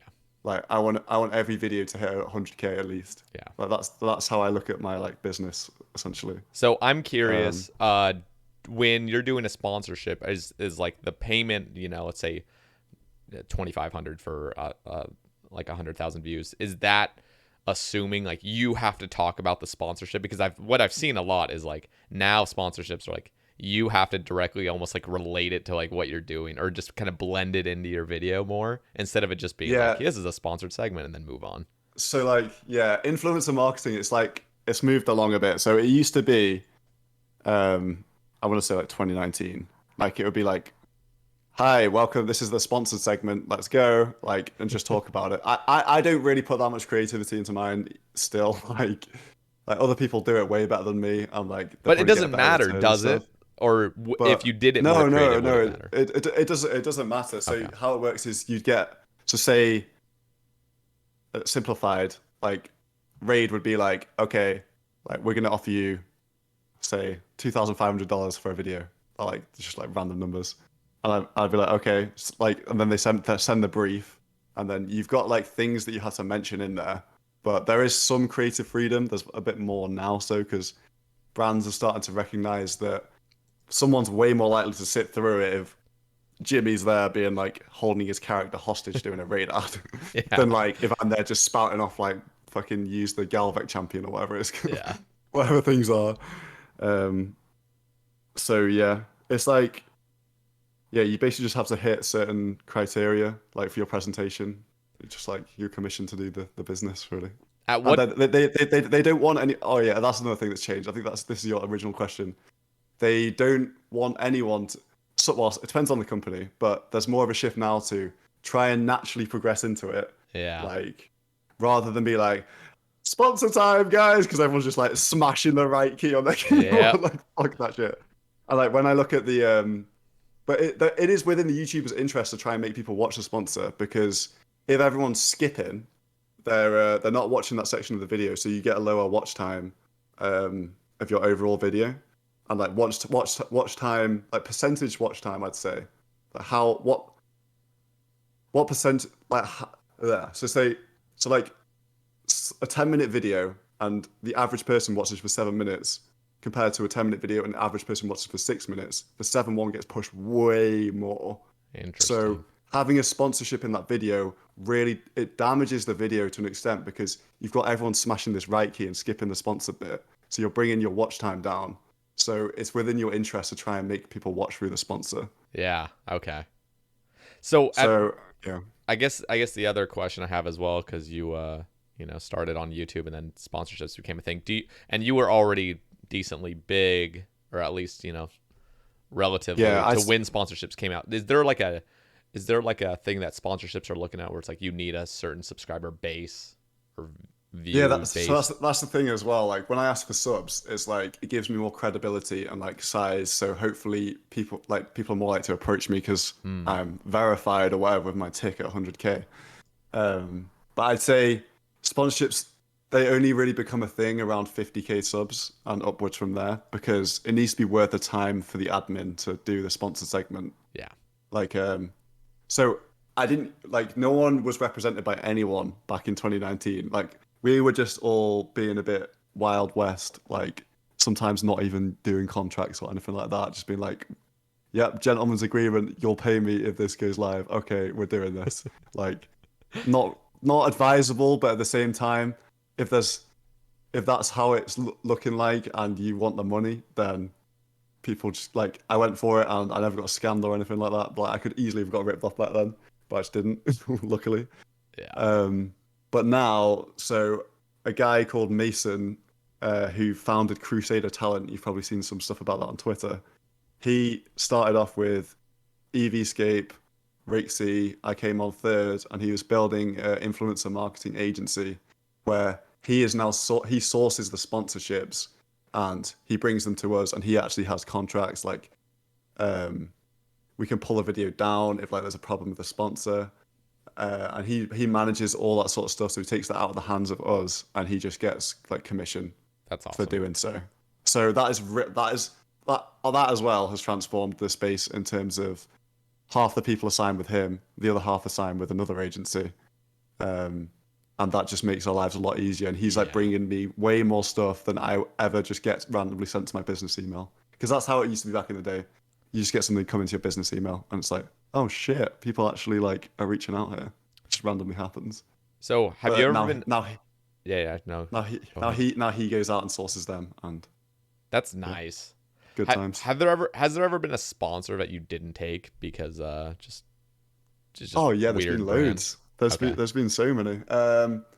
I like what is the thing is it's like what's a moral one to take and what's not. And Have you like some gotten people are like immoral ones? Like what's an example of an immoral? You don't have to say well the what's not like a moral. I wouldn't say it's immoral, but I yeah, would say it's like just it's a bad not. look.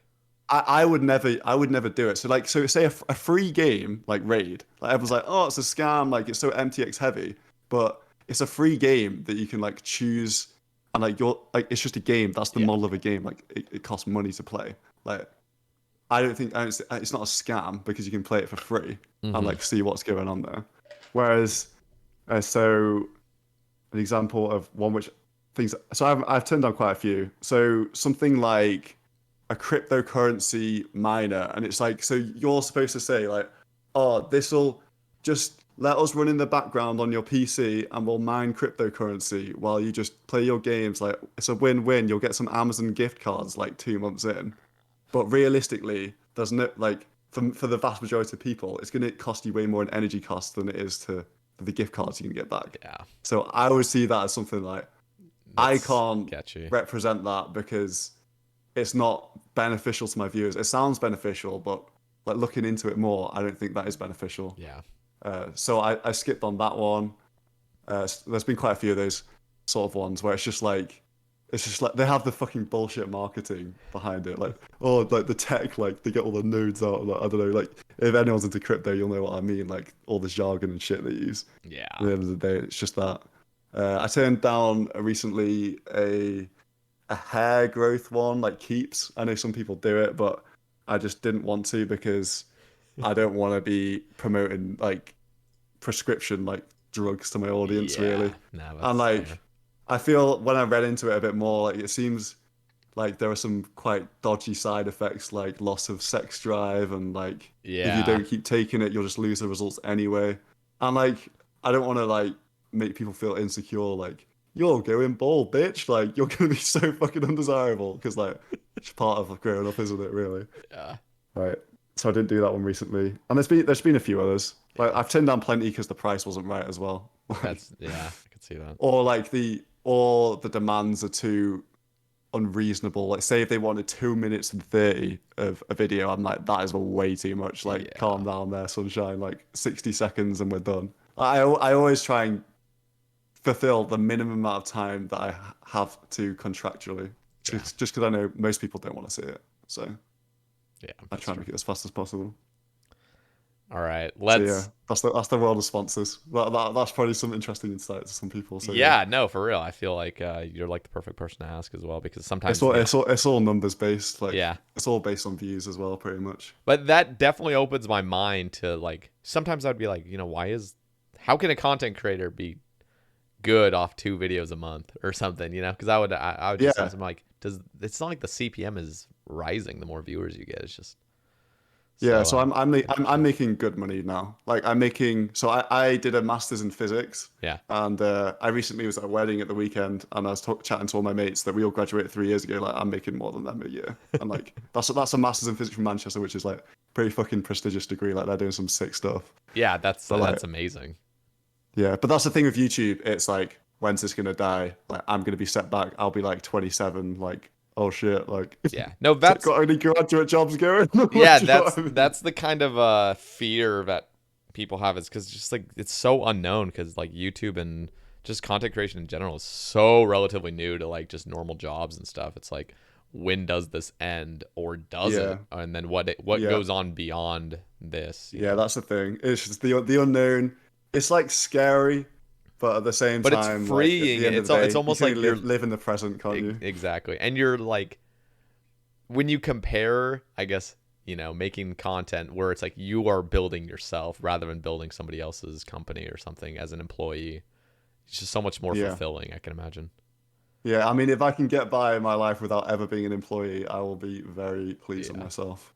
Like having that's the one thing I'm so thankful for everyone like watching and like supporting me over the years is I'm living my dream of like having maximum freedom. Yeah. Like I don't have to set an alarm to get up to go to work. I choose my own hours.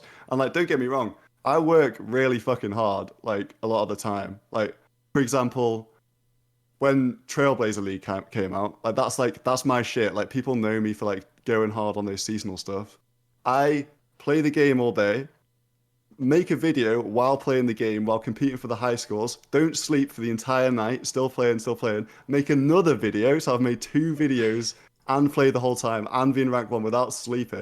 And then I'll stay up some more, make half another video, and then I'll go to sleep at 2 a.m. The next one after that. Like that Jesus. that's the level of work that I put into like doing those things. But people if you're like you really know how like the amount of time that RuneScape takes and like what it would take, what actually does take to get to rank one in those things, Yeah. like basically not sleeping.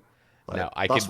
that's when I go all in with my work ethic. Like so when people think that YouTube's a free ride, it's like I just worked like a 40-hour shift. Like come Yeah. on, like tell me this isn't a real job. Like I can't even imagine it's a making lot of an work. edited video because before I got my Inquisitor's Mace, I was planning on going for rank 1 Fasanis. That alone, just like competing with other players that are sweating. It's like, Yeah. and then making videos on top of that. Oh, fuck that. That's too Yeah, much. it's making the videos. It's like that's why I'm a bit dirty, really. I'm like I'm rank one. Like, do you know what I mean? I'm just trying to get everyone to watch me. Yeah, But yeah, like, I yeah. don't actually care about being rank one. It just pulls people in Yep. early, and then once they're with me, like you're if you That's watch the fine. rank one guy on day one, you watch me. You're pulled in for my journey now. I've got you. Like And it doesn't that's what matter I if you want. drop That's ranks. why I go so hard.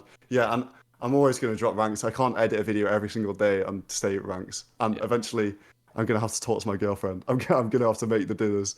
I can't like let her just like carry us for the whole fucking month. So the Duck Chris asks, what ideas do you have for Leagues 3 now that we're on the topic? Leagues 3 and Um, beyond. Like what did well in leagues, previous leagues, and like what would you like to see more of?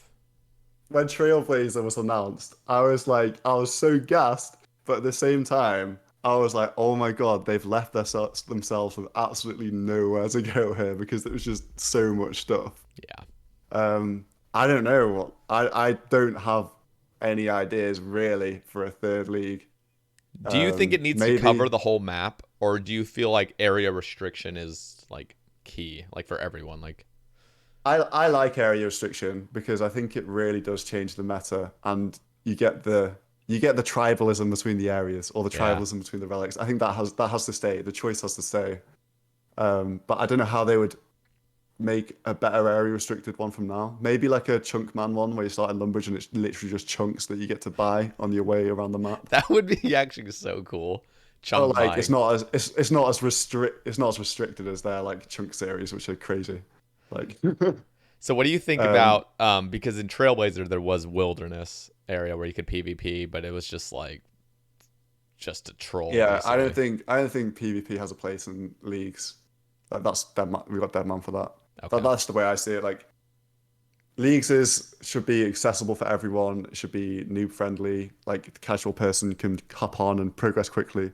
Like if I had a full-time job and I wasn't taking the game seriously, I'd play leagues. And like I probably wouldn't even play the main game to be honest. Yeah. I'd play leagues and like Deadman and stuff. So here's the thing, I've never played a league, and the reason is because I always just am just like all my progress is going to be gone after this. And but I do so I guess how do you feel after a league ends or when you quit the league? Like how does the main game feel? Does it just feel shitty? Well, it definitely feels worse, but like I don't want to deny myself of the relative euphoria of leagues. Yeah. Like, do you know what I mean? Like, I really enjoy. The thing is with me, I really enjoy the journey of like creating an account and like all that sort of stuff. I'm probably like the opposite player to you. Like, Like when I see you like grinding out Nightmare, like the same thing for like hundreds of hours, like Yeah. getting to the thousands, or Cox or like Top, that's where I stop an account and I'll start a new adventure because I like the building process and like I don't want to do an activity for 6 hours in a row. I want to do like 2 hours is fine, and then we're on to the next thing, on to the next thing, on to the next thing. And that like Leagues is the epitome of that, and I just love it so much. And as a Like the content fast-paced creator, gameplay. it's better to play in that way of Oh, like of course, making of new. course. It's like it's a content creator's wet dream, like all these like game mode modes.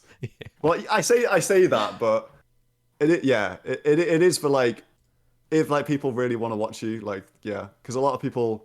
The thing is with any new release, massively oversaturated with content, and you are competing for people's attention on their like sub feed and stuff.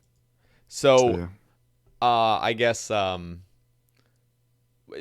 have you ever had an idea of something that's not even related to leagues, like a new game mode or something? Like, I'm curious what you think about Group Iron Man, but beyond that, is there anything Ooh, that Group Iron Man. you've ever wanted to see Um, that's just like a game, I a just restricted thing or something? I just want to see like changes to Deadman and like yeah, I just want to see more.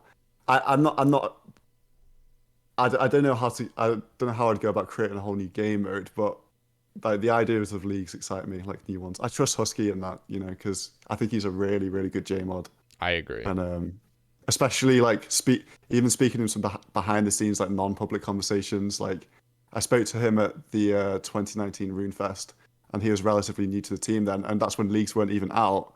And I was there talking to him about it, and I was like, this guy, he knows how to like create a good update because. And like he fucking nailed it, to be honest. Yeah, Like Leagues has been past 2 years carried old school in terms of like player attention and people coming back to play the game. Like when you look at the graphs, 100%. like it's like cutting off the nosedive. You bring a league out and then everyone's back on again. I am so happy with Mod Arcane and Mod Husky. They're both just incredible Yeah, for the and game. Flippy as well for Leagues. He's like Yeah. Oh really yeah. good. Flippy does. See, that's the thing. Yeah, I'm unaware of who works I on know, leagues. I I know. just I don't like focus on it. yeah, and with there's so many J mods now, it's hard because like you don't really. Like, I feel like I used to not know them all, but I because I obviously wasn't big back in the days. But like when I watched the Q&A, I knew who everyone was, but I don't keep up with it as much anymore. Yeah, the classic meme where everyone's like, "There's 30 signatures and there's no updates on the fucking news post and all that." What's interesting is like the community's so divided where it's like some people are like, there's too many updates coming out. Like stop updating the game. And then there's people that are just like, there's not enough updates. But then even the same people that are saying, why is there like, you're devaluing the game and stuff, but yet they're the same ones that are complaining about Yeah, raids 3. And yeah, it's like it's like such a yeah. hard battle. Like there is no It's winning as a it's a JMod. hard it's a hard balance to strike, but I think they have it. I think they know what they're doing. Yeah, I Like agree. people people love to criticize Jagex, but like having like personally been in calls with them, talking about stuff like the game in general, they know they have their finger on the pulse a lot more than the average person think they do. Yeah. And like, but the thing is, like people who flame them out, they just have their own perspective, and they generally don't think about the entire perspective.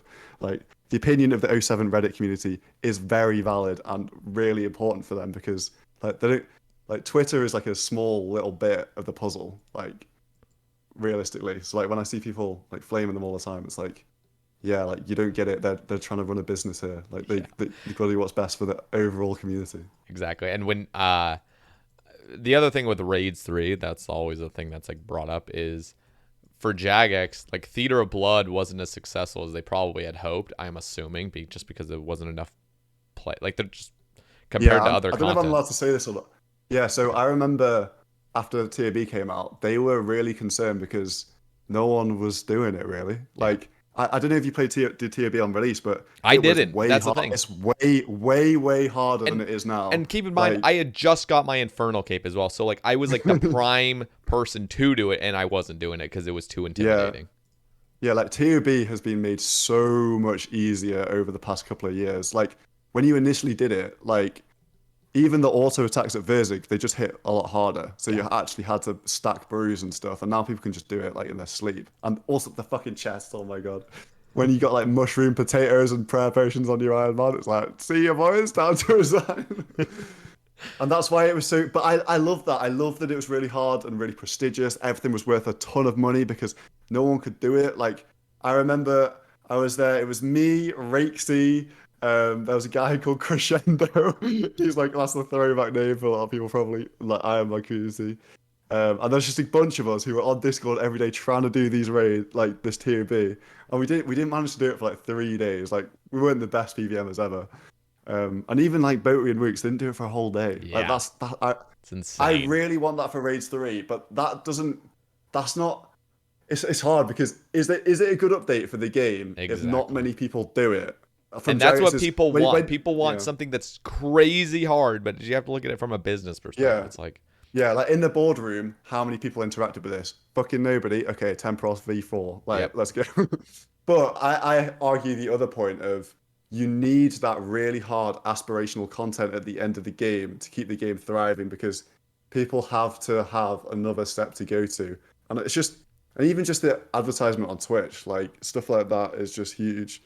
Like Wooks when he's like there pulling his 50k viewers, Yeah. like it just creates a lot of excitement. Like Inferno is a great piece of content. Like I think probably the best piece of content in old school is Inferno, Oh yeah. personally, 100%. because it gives people that really prestigious goal, and like welcome to the end game. Like you've got Yeah. an Inferno kit. It's I perfect. so that's the problem with Raids 3 is like we all want this thing that's like, okay, this is going to be a grindable thing. So I personally think I think it was Port Kazard on an earlier cast was talking about like an enrage mechanic where Oh yeah, I listened to that one. yeah. Yeah, So that's good. that I think would be the perfect way to set up Raids 3 as it gets harder and harder and you're gambling almost like do I want to continue to get a higher chance at a better reward by continuing. Yeah, But if I die, I lose all my rewards. So that's like perfect yeah, cuz it'll bring in kind of newer players to get through like the first few waves or whatever or first few challenges, but then it's like do you want to continue and then that'll be for like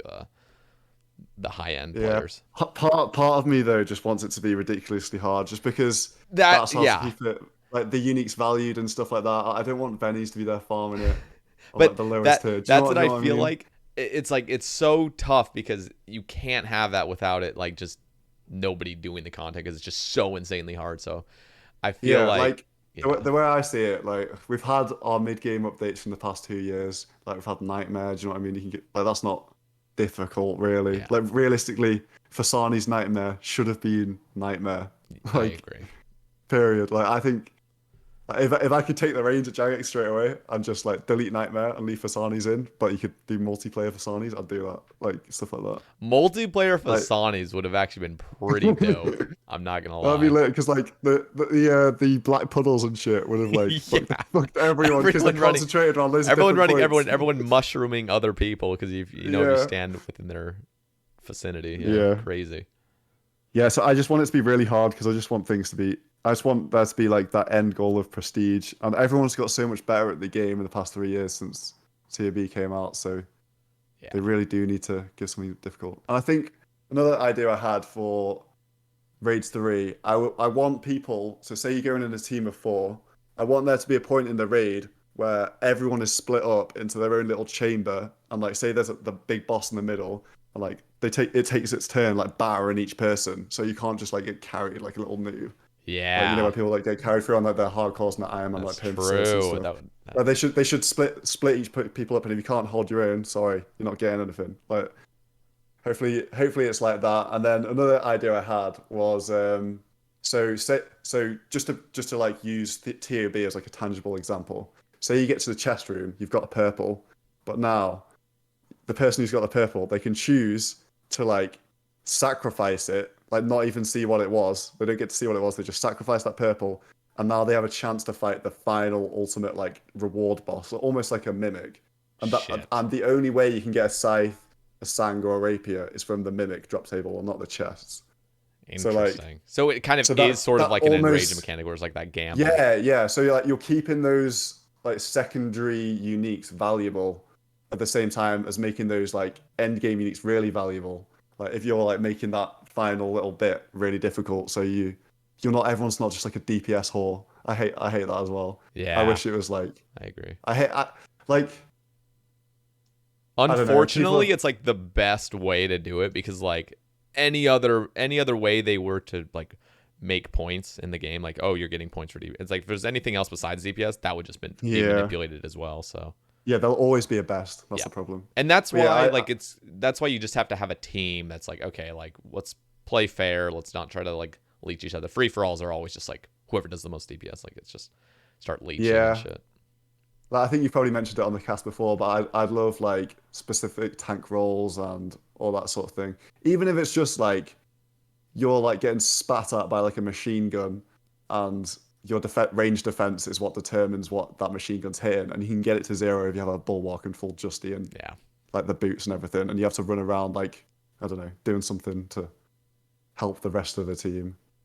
I don't know, Yeah. stuff like that. I really I like just want to see interesting mechanics, like different to what we've seen before. and what was really important in my eyes is not losing the tempo throughout the raid. So I think like one thing I kind of like about hard mode TOB, I don't know if you've done any. I've done like 30, so not much, but Yeah.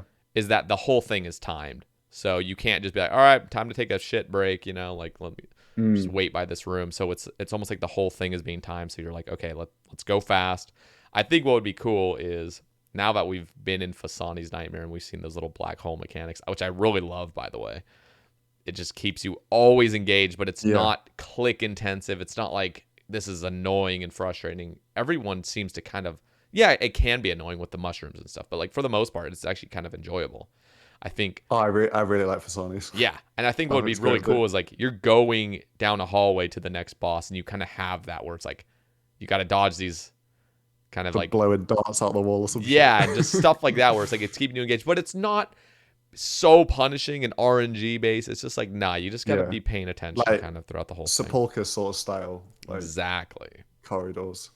Yeah, that would be really good. Yeah. Yeah, And it, in it, it, it the pyramid. yeah, it does suck, however, that like we have plugins which makes any sort of Oh puzzle my room God. kind of just solved in a way. Right. If I could click a button and like vanilla Moonlight's the only one allowed, I'd fucking press that shit straight away. The thing it, I'm Uh, like I would love to say I would agree with you, but there's so many plugins that I'm actually addicted to, and one of them is just really. GPU, stretch fix mode, stuff like that, where it's like it's not even any Oh plugin per yeah, se. It's just stuff like that's all right, I think. exactly. It's like quality of life, but it's But like if you don't have that, then yeah, it's just a case of drawing the line in the sand somewhere, isn't it? Like yeah. it's even things when I think about what would I actually miss from Runelight if Runelight got nuked tomorrow? Because like the Steam client has some stuff now, but it's stuff like menu entry swapper. Oh, it's so Like huge. yeah, but like there's only a few for me. Like because I mean like recently my solo mission account has been getting its login spammed. Fun times. Ooh, yikes. So I obviously have to play on the Steam client on that account quite a lot. Um, so yeah, there's not actually that much I'd miss, but I've never been heavy on plugins to be honest, because I think it makes my videos look worse if there's tons of them around. Oh yeah, no, like Um, having like colorful tile markers and random like yeah plugins yeah. everywhere looks bad. I try to keep mine as minimalistic as possible. Like my all of my like markers are all just like a flat transparent kind of color like a Yeah, black I or I white. always change it to whatever the scenery is. Like if you're doing like chambers, like oh, get the nice little green ones out on the floor. Yeah. I almost wish there was like a dot or something instead. I don't know, Yeah, that would be rather than kind a of whole cool. They tile. probably come out with that eventually. Probably you could probably can do it now. To be honest, I haven't looked that much into it. Yeah. But yeah, I'm kind of split on the plugin thing because there are some which have like made the game more interesting. Like say, for example, like Frame's Bronzeman mode series, where the plugin restricts him from accessing the GE if he hasn't got the item already. So like you can do some really creative stuff with it. And I've watched some like of Ronan's videos where he's just doing some mad shit. And even down to something as stupid as the door kicker plugin where you kick a door open. Like Yeah. it just It's adds an cool. extra Yeah. element of fun to the game. So Yeah.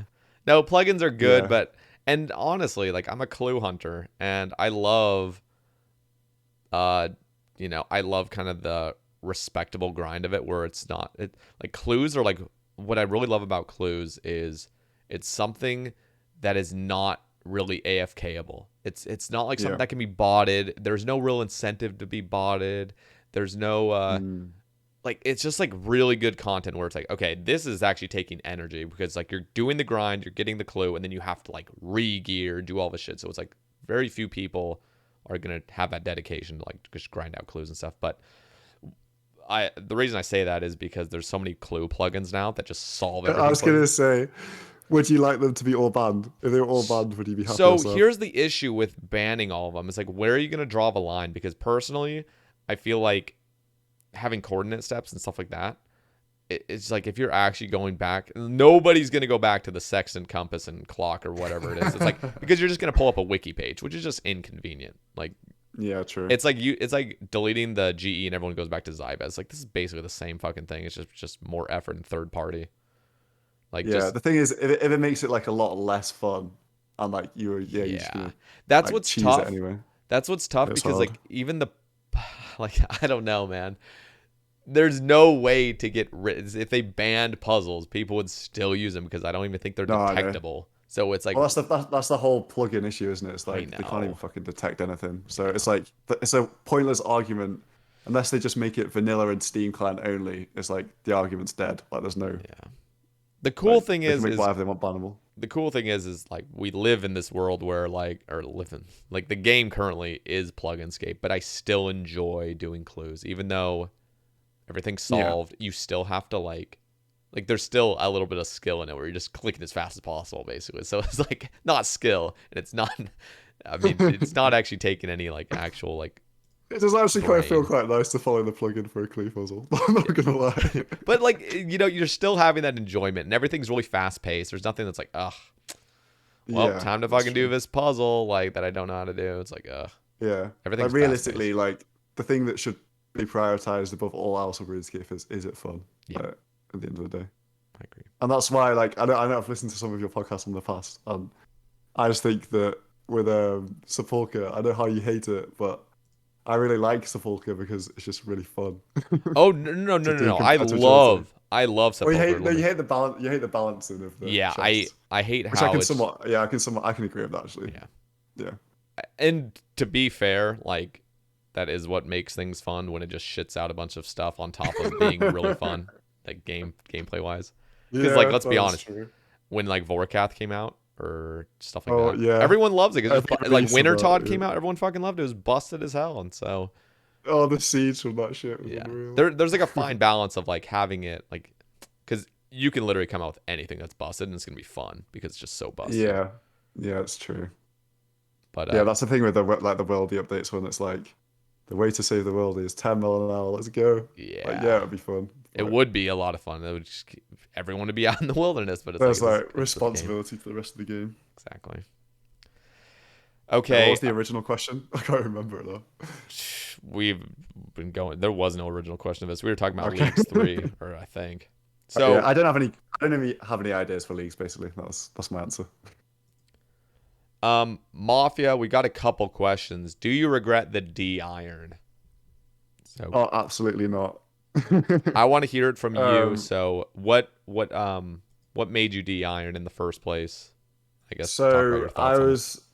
I was basically at a time when I was playing my pure Iron Man way more than my main Iron Man, and I wanted to grow as a content creator. And main Iron Man progress videos is a very like oversaturated space for like YouTube, Yeah. realistically. And I had well I share an account with my brother, which was like a just a account that he used to PK on with like max melees, but like it was useless besides that. Like my ammo man was maxed, and it was like I've got this account here, and for any new content and stuff, I don't want to be an Iron Man for new releases anymore, and I want to participate in certain events. Like for example, EVscape's first battle royale, I had to do that as an Iron Man, so Yeah.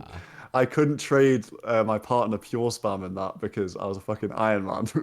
So stuff like that, like sway my decisions, and I just wasn't playing on it. And ultimately, if I was just to leave it as an Iron Man, it would just be a trophy. And I've got the video of me de-ironing. I show all my achievements. I've got the memories personally. I don't care for it as a trophy account, so I just de-ironed it. There was quite a few. Oh, also, it got fucking recovered in 2017, so it's not even exactly in a great place. Yeah. So there was quite a few factors going behind it, but the main ones were I wasn't really playing it, and it wasn't YouTube efficient to Yeah. make any progress on it. That's fair. And you have not regretted it since. Yeah, not for a single day. I wanted to do it like 3 months before I actually did it because I always said to myself and I always said to other people, if you're feeling like de-ironing, wait, like be like, yep, I'm de-ironing, and then just wait like 3 months. And Yeah. then like if you still think the same, then you're probably not going to regret that. So it's fine. Exactly. Because people, yeah, there's definitely people who's like, fuck the iron. And like, it's They usually just the, do it on a whim, yeah. yeah. And it's usually the case where like, they're just not enjoying something for like 2 days because they've just been playing so much and they're just like not enjoying it. And they're like, okay, I'm Yeah. de-ironing because I want to make this easier than Yeah. And I'd regretting. say I got to the point of Iron Man where, like I said before, I just had this long grind stuff like TOB, And Chambers, Co-op, and yeah. I didn't want to do those And I guess the because difference for you is like you yeah. still play Iron Man account. So it's not just like, Yeah. Yeah. it's not just That's like true. fuck Iron Man I mode. love Iron Man. I love the Iron Man mode, and I almost I play as a main for content and like for enjoyment of new updates because I feel like it's more enjoyable as a main on a new update. Yeah. Just because like you can use the new gear if you want to buy it, you can test it out, you can split with your teammates. That's another thing. That sort of stuff. But yeah, like I've like whenever I log into RuneScape, I'm playing an Iron Man pretty much most of the time because it's just the purest and most enjoyable way to play the game if you're not on that hype. I don't Yeah. know how anyone can. I personally just don't know how people can play a main and PVM on a main. I don't know. Yeah, it's I Outside of new agree. releases, it's not something I've ever wanted to do. Okay, here's a kind of a question I was asked. So apparently in like World of Warcraft, I don't play it, never really have played it. I played it for a No, day I've when I never was a played kid. it. But like end game raid items, uh, again, don't quote me on this, guys, but what I've heard is that they're untradeable. It's just like you have to go get the raid items, and this is like with an MMO, and so like there is no, I don't think there's Yeah. any Iron Man mode, but like those end game things are untradeable. Do you think that has a place in old school where like Raids 3 comes out and even mains cannot get these weapons unless they do it themselves and get it? Or do you feel like I that should just be an Iron Man thing? I think there should be a mix of the two. I am like so keen for that, but I don't think it should just be untradables as rewards. Like, well, for example, wait, did you play in 20 like when Dungeoneering was the thing? Because I did that's not. what I that was. never touched Like, Dungeoneering, so unfortunately. Dungeoneering, all chaotics were untradeable. You had to go and do it if you wanted them, and that that was good and bad. Like that is the one time I PVM'd pre-AC is because I had to go and do Dungeoneering to get a chaotic. Like I had to go get my maul, my rapier and stuff. Yeah. So, but does that come with some resentment as well that people can't get it unless they do it? But then look at the Infernal Cape. Like, should the Infernal Cape be tradable? No. Like, why would it be? Yeah. Like, I would be happy to move in that direction, especially seeing how the game's going with all the botting, gold farming, vennies, and all that sort of stuff. Like, if you make something resistant to that, then fuck yeah, let's go. I'm down.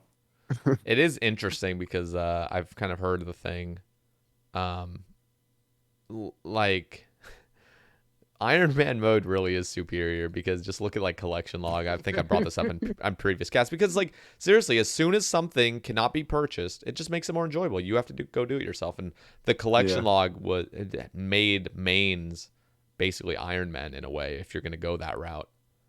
Where it's like, okay, if Yeah. you got to complete the log, you're basically an Iron Man now. I mean, you can, Yeah, and people it's like just that, I like think. I can see why people play a main. Like you cut out a lot of the grinding. Yep. Like I don't want to go to Zulrah when I've got 4K KC because I need more scales. Yep. Like And the that cool sort thing of is that stuff. now you can prove that you got something on your own. Whereas before, if you're rocking third age, like, Yeah, it's just like, okay, you clearly bought that. But now it's like, oh no, like, you can look at my collection log. I think, and I know mains already have where you can like view other people's collection logs in their house, but, yeah. um, And the thing is with like mains as well is like at some point the RuneScape currency, like some people can see it as just IRL currency. Some people see it as like time they could have spent doing something else in terms of they could just do yeah, Volcath. That's like a exactly. classic argument for a lot of things. That's why Like Iron why Man's is pet amazing. like Yeah, yeah, and like pet hunting as well. Like what are people's actual long-term goals in this game? It all revolves around untradeable things. exactly.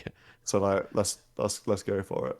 Yeah, I wouldn't want them all untradeable because I like the hype of being able to sell something for a 2 bill on release and Yeah. stuff like that. Yeah, my But like, argument was actually yeah, like, I'm fine keeping it all Iron Man based, where it's like Iron Man have untradables, but I would love to see a main mode where everything's tradable. Just even infernal capes are tradable. Just every single thing is it's tradable. I would just it, they'd be worth nothing. How much would an Inferno keep be worth? It'd be worth like no nothing. It'd idea. be worth like 10, 20, like 20 mil, maybe 10, 20 mil. I I have don't no idea, to be honest. And the crazy thing is, like, so this is a thought experiment. I'm not actually saying do this for the game, but imagine every single thing is tradable. Everything has a price, and like even know. Yeah. quest items can be tradable and stuff. So you can literally just fly through quests if you just get the last I item. mean, throw back to like 3 months ago, we kind of had that with services, to be honest. Yeah, no, it kind of. But I just Yeah. think, imagine you could trade master caskets. Like, what would a master casket go for? Oh yeah, that'd be weird. Well, it would just be, yeah, it'll be almost, it would just replace like the D-imps, wouldn't it? Really, in terms of like Yeah, it's the just economy like, sort of vibes. Like they would be unprofitable to open, but you do it for the pet. yeah, no. No, Oh, that'd you be would. so Oh, sick. yeah. No, no, no. 100% master caskets would be worth a lot more. Like they would be like DMs in a Yeah. way. But it's an interesting like thing. I would love to. I'd almost love to see a league like that where it's every single thing is tradable. Just see how it breaks the game, or how it almost is like super Yeah. enjoyable. How just every Oh single wait, thing's I tradable. sorry, I just had another thought about leagues. Go for it. They should definitely do Group Iron Man as a in a league format before they do it in the main game. Yes, that's what I'm But saying. You know what's crazy is Mod Husky, I okay. think, said the opposite. He wants. No, that you gotta hype it up by like and like test mechanics. And another thing, I would love like a group Iron Man Deadman thing, but that's just not healthy. But yeah. Thing about Iron Man with Deadman is like you can't do that because then it's no longer Iron Man really. It's like Wait, we can move on to Deadman if you want, or let's like do it. Go. what were we talking about before this? Like just to wrap it up, if there's We were any just talking final about if you bits. regretted the iron. That was it. Oh yeah, fuck it, no.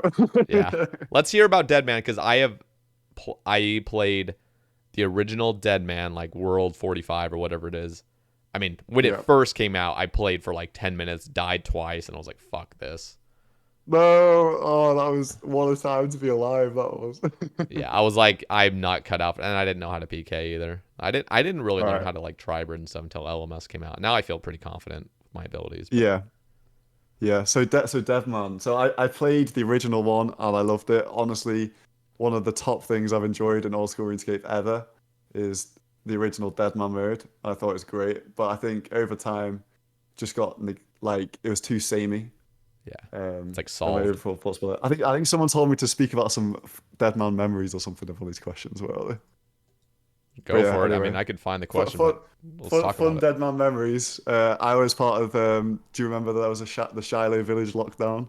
I was Um, was that with lots okay, of. so I want to say that was with like Ice Poseidon stream. I remember an Ice Poseidon clip or something, or like Deadman mode or something, or Oh no, that was this. So this was a time. So when the Deadman tournament was thriving. So every 3 months you had Deadman tournament for 32K. Like oh no no no, I know what you're the talking about now. You're talking about the little most competitive. cave, right, where you go and do that Yeah, quest. the most competitive it's ever been, and like peak for me anyway, peak fun of that like Deadman besides the original. And so I'm in the clan Blazers.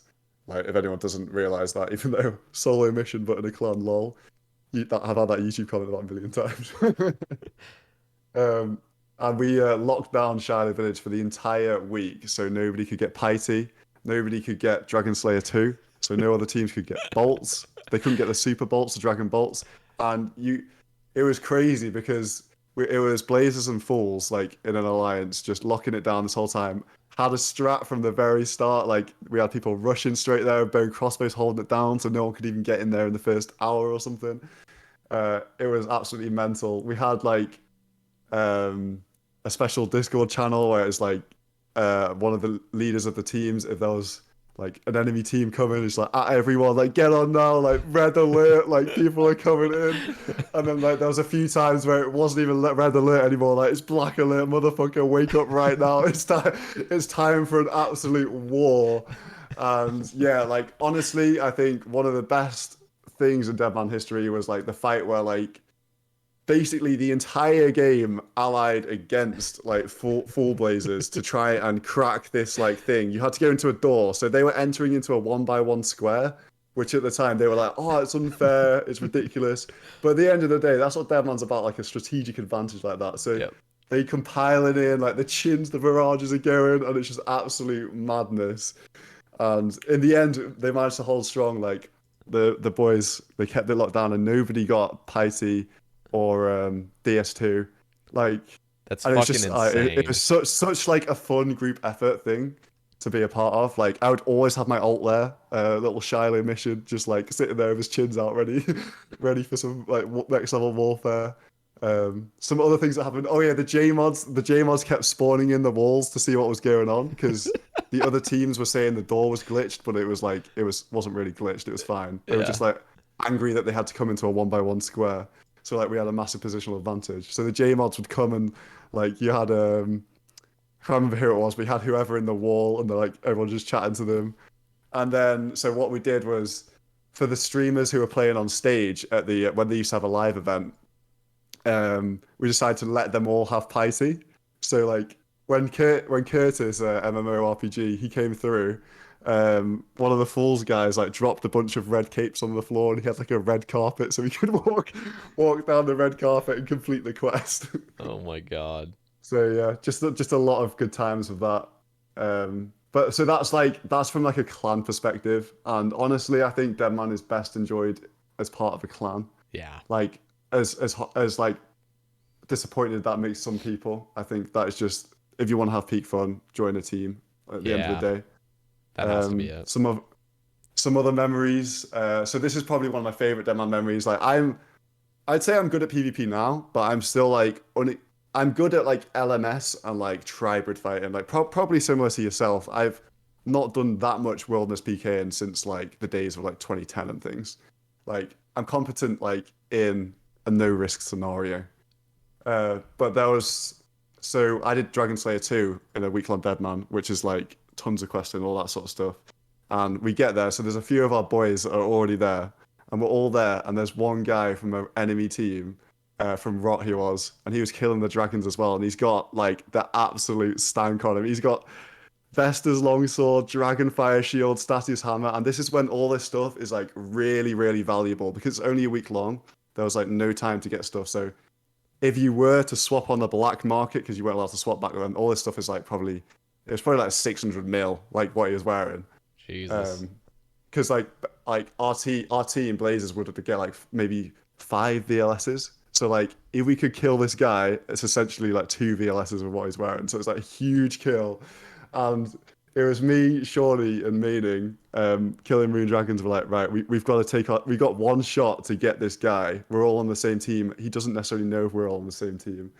And I was just like the pressure of getting that kill on that person was just crazy. I edited it out of the video, but people think a bit of shaking was bad. This was on the same level when I was attacking this guy. I lost aggro inside the rune drags, TV'd him, and then we got on him, and Oh we my ended up God. we ended up killing him. But it was honestly insane. Like I was streaming my POV to everyone in like the other TeamSpeak channel, and it was just like me, Liam, and like the guys at Rune Drags, and like because it was such a huge like kill.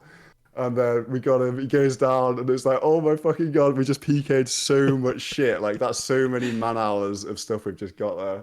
So that was probably like my favorite time. That was by far the most valuable kill I've ever got. Shit. And like, I don't know, everyone was just so fucking hyped for me, like, because they could obviously see my mouth shaking and shit, like, when doing it. And it's funny because someone actually came up to RuneFest from a different team and he was like, oh, did you let Gio go on your account? He's a really good PK. Did you let him on the account to kill him? And I was like, no, I just edited all my shit clips out of it. Yeah, that was such a hype moment. Yeah. No, Um, that does sound fun. I almost want eventually to do a DMM whenever they like come back and stuff.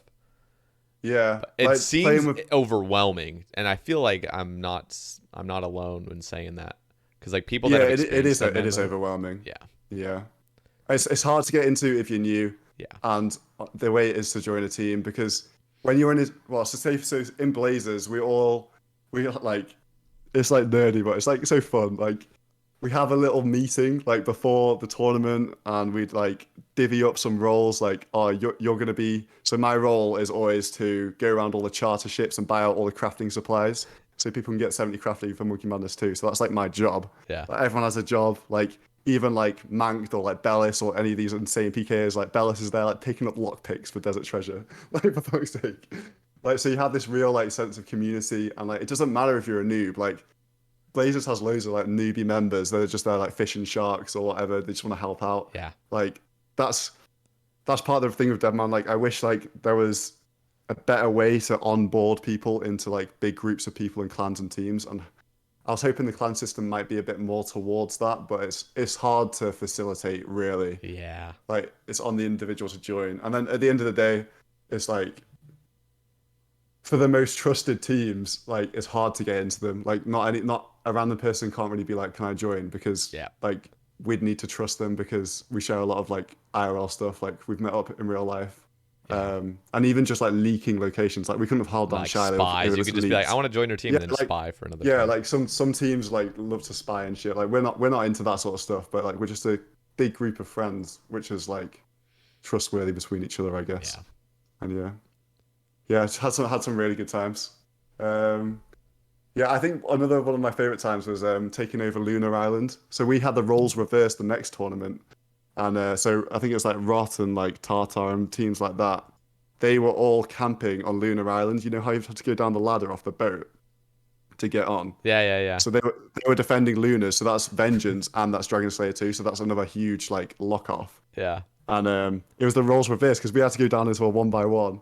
But we all like everyone in the team is there like even people who are literally just PvPers like just mining to get 60 mining for this huge war and like getting all the crafting and questing the quest, and then like on one of the mornings we run in and just like hit and we cleared them like first clear, and that was just so hype because we had to hold we're like, right, we have to hold this for 2 hours and do the quest before like they regroup and stuff because we hit them off guard. And like that was insane. That was really fun times.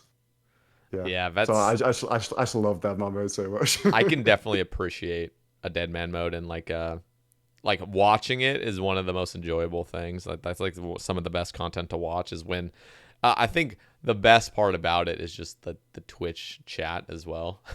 Like Oh yeah, the the Deadman Twitch mode chat. tournament, like everyone's memeing, everyone's going. It's just like I love AHK. Everyone's like, someone's winning AHK. yeah, it's just fun. Like it's just a lot of fun, Yeah. even if you're not doing it. It's so much fun, and it brings the community I together. just love competitions. I really wish there were more. Like they used to. This is before I was like worthy of inviting to something. Like there seems to be like so many competitions going on. They had like 5v5 tournaments. Like they had. Do you remember Wilderness Wars? They had stuff like that. They had like Deadman Mansions and all these like Yeah, random cool that was stuff. cool.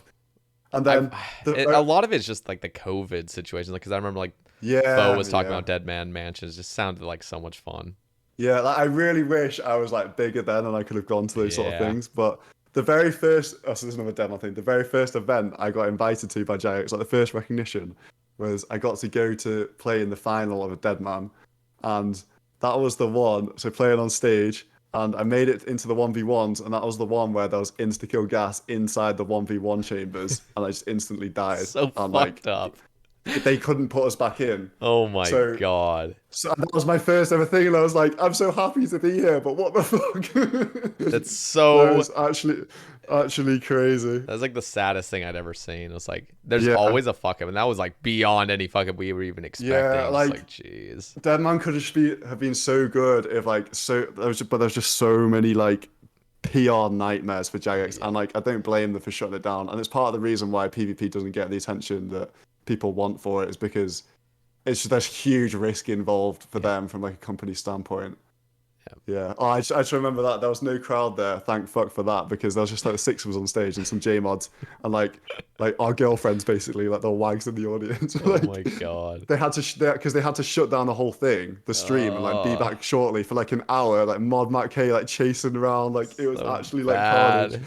Because I was like, we were like walking around, like obviously me and Skill Specs had died, but everyone else was like, they didn't get fucked. They got through all right, and we were there like, are we gonna get our stuff back? Like, can we get through or what? And then gradually, because it started off like, yeah, we'll be able to get you guys back in. Like, we'll get people back in, and then it was like, oh, we'll get back.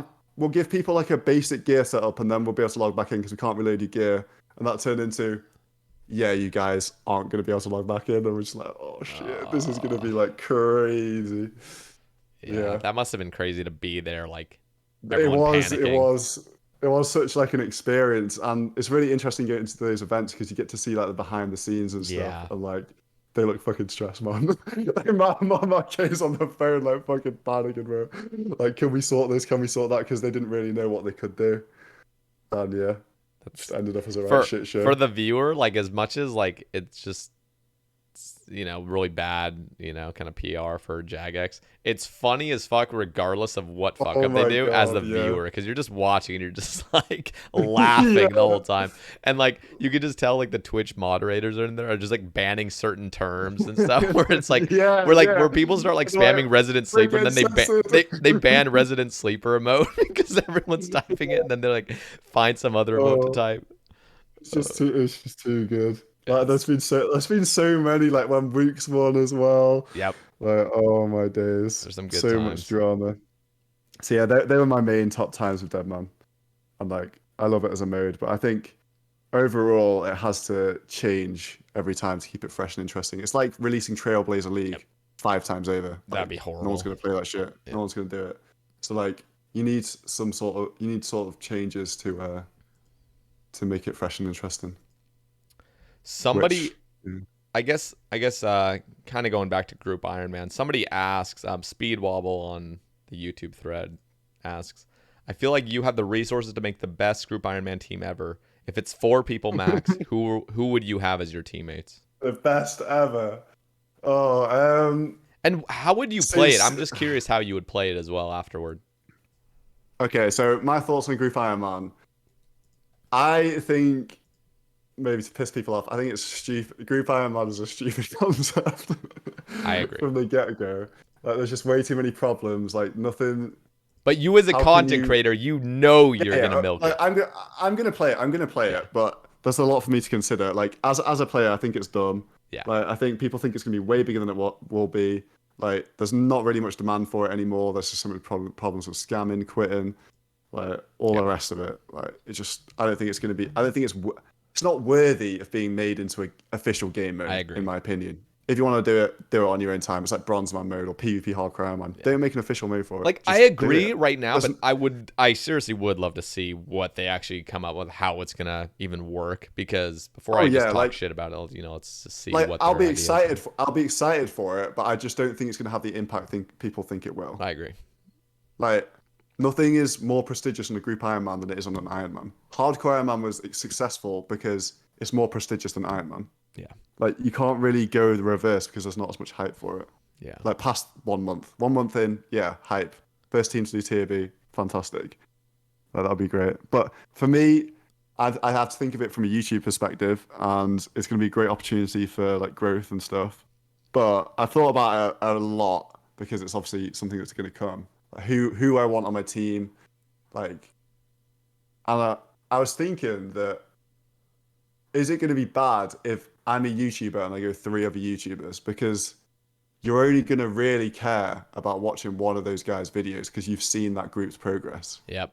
So I'm thinking, I don't know if that is the best way to go. I feel like That's a good for point. me, looking from a YouTube standpoint, my ideal way to go would be to so that I was the only YouTuber in the team, but I was with like 3 streamers.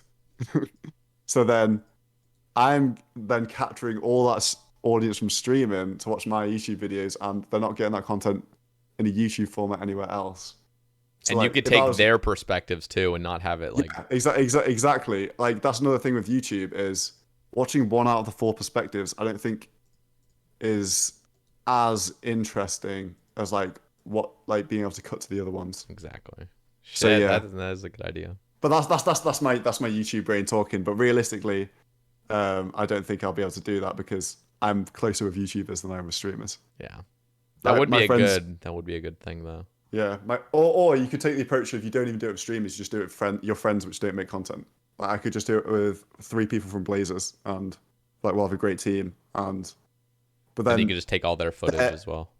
yeah, but they're gonna be on voice a lot and stuff. Like, are they comfortable with that? I don't know. Like, Like, I don't know if Yeah, that's the that's best answer. tough. So what do you think you So would do? yeah, Just go with YouTubers and just kind of like take the L or what? um, the thing is though, I don't want to sound arrogant, but if I was to go with some YouTubers, I feel like because I'm the seasonal mode guy, like I'd be the one that got all the views for that team, and like the other Yeah. ones would struggle. Okay. Like that sounds arrogant, but like that's how it works with leagues. Like Yeah, there's a lot of no. people that make YouTube content for leagues and they get below their normal viewers. Yeah. Whereas people like me, Mika, like Ditter Bitter, like that's where we shine. Like we've built our careers really off that seasonal shit. So yeah, I really don't know what to do. But in terms of like the ideal team for like YouTube success, which is like my number one priority, would be like Boaty, doesn't make videos. Yeah. Weeks. And then like Foe, like that would be if I could handpick people Yeah. for like to be as successful as possible, I'd choose those people. And, like that is high on my priority, but I also want to enjoy myself. I'm not really close to any of those people at all. Yeah. Like they're not from my generation of creators. Like The other thing realistically, if I about wanted to, the other thing about like it would be so fucking hyped to have a Wooks, but you know yeah, it's just very yeah, temporary. but like Weeks isn't gonna go with a fucking pleb like me. Let's be real. I mean, shit, you never know, but at um, the same time, you know he would just play for like a week or two, and then it's like yeah, it's but over. that's the mentality I have towards it. I would do it for like a month Okay. and like rush everything. And as soon as if you killed every boss as a group, like it's a rat boys, like people probably aren't going to care about that point. I'm That's why they imagining. need group Iron Man leagues, and I'm totally with you on Yeah, that. Group Iron yeah, Man leagues, like, I try it agree. out, see what the flaws are, and like seriously, like, a temporary group Iron Man's totally fine because you know everyone's Yeah, gonna burn out eventually. yeah, yeah. I fully agree with that sentiment. And as well with me choosing my teammates, I've also got to choose people I'm like friends with for Yep. making the funny content and stuff. Like so that'll be people like Mika that we were there in the Warriors Guild on 2K subs each, like grinding our defenders, like laughing about stupid shit. Like people like that, I'd go with. Like people I came up with and like are best like more friends with. Yeah. But yeah, overall, I think it's going to be hype for a month for content and then dead. Personally, Okay. JP yes 2007 on the YouTube thread asks, "What kind of content would you like seeing added to the game in the future and why? What piece of content would you like seeing removed from the game if you could, I guess?" or removed. So we'll start with the first, like what would you like added if you What do I could want have from the something added? future? Yeah. Well, my personal bias straight away is like more leagues, more Deadman, more of that sort of shit. Yeah. Because like that's the thing I enjoy the most. I enjoy the journey of a new account. Um, Content wise, and as well, like my favorite content in game is probably the Inferno. Like you probably, I don't know if you know, but I did it on my Pure Iron Man. That was the end goal of that, to get an Inferno cape on level 78, That's which awesome. is that's my proudest achievement, I'd say. 50 attack, G Mauler, it's got 99 strength, 99 range and mage. Inferno cape, Beast like account. absolute boss. And like, although there's some questions related to that account actually, I think I've seen that said, why don't you play that anymore? It's the same reason I stopped playing my original Iron Man. Got to the stage of the game where what am I going to be doing? Raiding for 300 hours. That's a no from me. Yeah. And I like to achieve my desired account. I don't want to get attack levels to wear a scythe and stuff like that. So Yeah. I just got to where I wanted with it. And like the Infernal Cape was the ultimate goal for that account. And also they took away BH, so it doesn't really have a purpose for PKing anymore. Yeah. And Because I used to there's PK on it. there's people that, there's always going to be a division, I guess, in your community where people Yeah. want you to keep going the lengths of it, but at the same Yeah. time, I think like the majority would just love to see fresh content Yeah. as well. And like I can't go back to that now because Yep. people won't be invested in the journey. So people won't watch it. Exactly. So I'm done. Yes, that's the pure Iron Man stuff. So what were we talking about just then? Sorry. So what would you like to be removed if you could have anything removed from the game? Oh wait, no, to expand on what I want added, sorry. Okay, yeah. Just more stuff like Inferno, end game challenges, stuff like that. So More would you sorry. want Raids 3 to have untradables as like the best things? Like, do you think that would be cool? Now that you're saying you kind of want things like Inferno and stuff, like is something like untradable Yeah, that's a really challenge? Like, do you think that's good? I'm more I like Inferno because it's not something you have to grind out for RNG. Like you get what you Ooh, okay, deserve. okay. So Like what so about it's this? What about this? Raids 3 comes out with normal items, and then like you said, where like you get a purple, and then there's like a personal mimic or something like that. You know, something similar to the mimic, where it's like you can choose And to, that could be the untradeable, and maybe. that could be the one-time untradeable, where it's like Yeah. you only have to do it Yeah, because once. that'll make it like the pinnacle like item of that content, I guess. So like I'd be keen for that. But like I'm more talking about stuff like, so this isn't stuff I want removed from the game, but this is what I hate the most about how the game's been managed over the years. I hate stuff like Mage Arena 2. Like they wasted a best in slot cape on a piece of content which isn't even more difficult than the Mage Arena itself. Like it's Yeah. fucking easy as. Like they should have like they could have released like a wilderness version of the Inferno where the mage is the meta or some shit like that. Like they're all about like, and it's the same thing with this new bow as well. Like that's a troll. Like why is that on old content? Like when as soon as Raid 3 comes around, we're gonna be crying like, oh, we don't have any rewards. Like, Yeah. oh, I really hate that way of doing the game. Like even stuff like spiked manacles. Like why are you putting those on medium clues? Like put them somewhere else. Like mediums or people already do mediums for the ranger boots Yeah. and like all that stuff. Like the basilisk helm. Like put best in slot items on fun content, not on like random Slayer mobs. Like, I hate that so much. I agree with the basilisk jaw. I will say, however, I do see the reason why spiked manacles are on mediums and why the bow comes from gauntlet, because they thematically make a ton of sense. Like every one of those like Yeah, mid-level boots comes from medium, and I do it completely does. agree with the Yeah, sentiment. Like, okay, we got to get new content in, but at least it's thematic, very thematic. yeah. It's I, almost I like, think I just get more annoyed when it's like a new reward on an old yeah, piece of content that people already do. yeah. Like I don't like that. And I just think, yeah, like don't stop wasting rewards on like fucking Mage Arena 2. Like, why is that the Yeah. best cape in the game? Oh, Yeah, that's yeah, a joke. I see that. Oh yeah, and what other content I would love to see added? Expansion on LMS. I love LMS.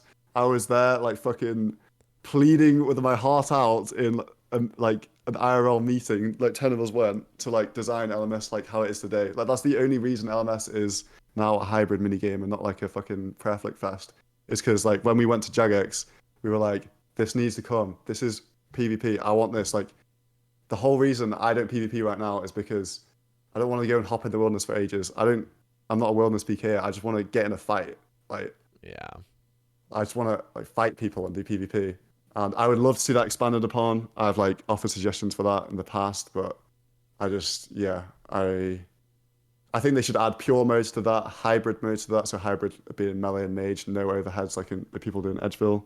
What do you think of that Um, new map they added? I kind of don't like it. Maybe I'm unfamiliar with it. It's just, it's all right, but it wasn't designed. You can tell it wasn't designed by a PvPer because you yeah, can't see through like some of the towers and stuff. yeah, Like I don't need like it's good, but it's some variety. Like I like it. I would keep it rather than get rid of okay, it. But like I would be happy if they just fucking copy and pasted like Varrock in there or something. Or like yeah, anything. Like we could have like 10 different ones. Like fuck it, why not? yeah. No, for Um real. but I think what I want more is different modes in LMS. So say you're there in LMS and you have the basic mode, and that's like people familiar with that. That's great, and like that should be the main one we have. But I've said this before. You shouldn't choose the mode you want to go into. You should have the guys outside are like the LMS becomes corrupted or something, and the floor turns red. And you know if you're stepping into a corrupted game, that game's going to be played as pures. And like for that next 1 minute, the lobby's going to be corrupted, and all the games that go are going to be pure games. And then it goes back to being normal for a bit. So it's like a bit of variation thrown in, That could be and you don't fun. have to Yeah, you don't have to pick. The thing is, I don't want to ever have to split the player base up by picking between yep. the modes I because totally. because people just go to the most popular one. So I would That love that to see new that map with would like never be played if it was not yeah. forced on Do you know you. what I mean? Do you know what I mean? Like Yeah, I don't think, but then you still have the choice because all you have to do is wait a minute outside and you can go yeah. back into a normal That's true. game if you hate pures. But it also introduces people to pure PK and to you could have the Berserker mode where it goes black or something, like different build again, and you can experience these accounts without having to build them yourself because people just don't have time for that shit.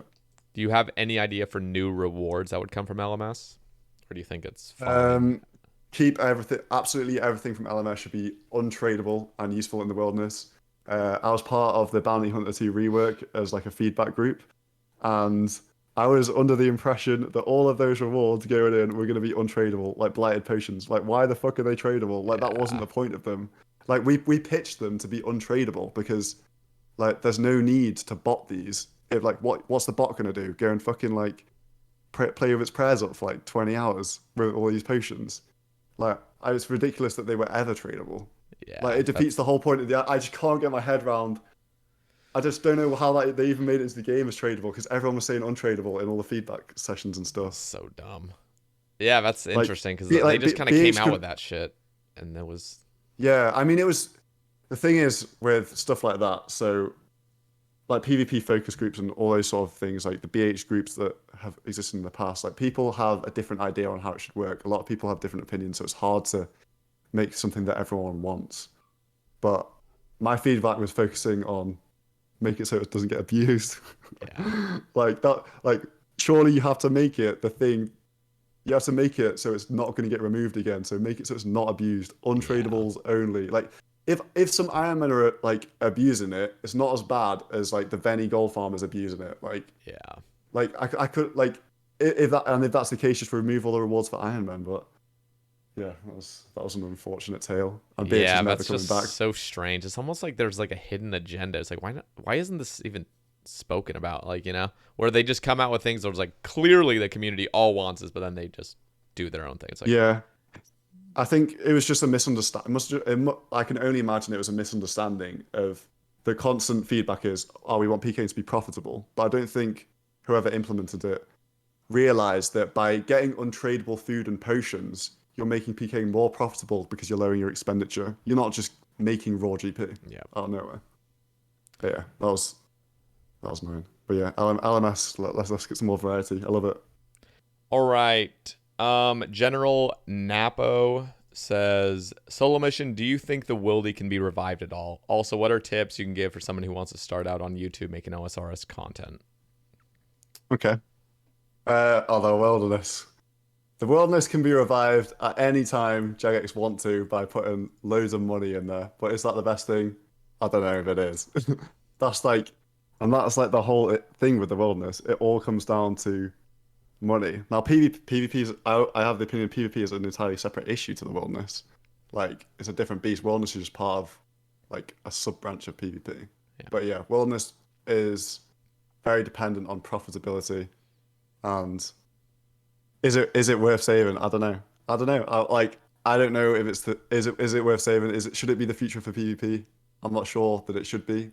I actually think PvP is better suited to being grown outside the wilderness in like LMS and introduction of like competitive game modes and things like that, personally. But I'd love to see a thriving wilderness. And if revs were made 5 mil an hour tomorrow, I'd vote yes. I think 5 mil an hour is fine. I mean, you're making 5 mil an hour thieving elves right now. I Yeah, mean, true. like what starts to get bad is when people are saying like 5 mil an hour is like the low end, but then if you're abusing it, it's like 15 mil an hour. It's like because it's Yeah, so hard to say what is the money per hour because for all the noobs that are dying over and over, it's like 500K an hour, but then for like the beasts, yeah. it's like the clan protection and shit like that, it's like 15 mil an Yeah, hour or more, protection. Oh, which is protection. fine. Like I actually kind of enjoy the community aspect of like, okay, we're gonna lock down this Oh, you, shit. you Like, did it, didn't you? You did. yeah, You did. You pay for it. Yeah, so did but I. but here's the thing: is like I was there at the very beginning where I wasn't paying. I was just like seeing everything Yeah, same. starting, like blooming, and I was like, this is actually kind of cool because as toxic as it is, because it's just the fucking wilderness, there is some like cool aspects to, okay, Yeah. these people want to lock down this world. Are you going to overtake them? Try it. I'm okay with it as well. I think it's an interesting ecosystem within the game. I'm not okay with like the toxicity and stuff behind it and any rule breaking. Yeah. Not okay with that. But as like a thing, I think it's cool that an area of the wilderness can be locked down. But having said that, I would love like imagine that there's the rev protectors, they're in rags and stuff. I would love it if there was like a minimum risk and like it was worth it to just hit the raggers and then just like you're stacking up like 2 mils in your coffer because they're risking 2 mil. because you have to pay to get in or something. Yeah. This is very anti-Iron Man, but like parking Iron Man aside for a second, we can get like just sack off all the uniques to somewhere else in the wilderness. Like my if I was in charge of Res right now, I'd make it like deeper wilderness than it is. Or yeah, deeper wilderness, have half multi, half single, or something like that. And like a way that if you're in single, you couldn't just run to multi. Like like somehow they're separate. Say there's two branches of the same thing. I don't know. And then yeah, just you have to pay a ridiculous fee to get in. Like high risk, high reward, baby. Like no one's coming here in their snake skin. Like Yeah. So like the problem with the protection is you could protect in rags, and it's just a case of numbers. Like if I want to go to a world which has like 20 Vennies in there and they're all risking 2 mil, oh, I'd love to get on Blazers TS and like go clear them with 10 people. Like if they're like worse than us. I want to hear the downside of this, because this is like a thought I've had for a little bit, and it's probably just it wouldn't work due to something I'm not thinking of.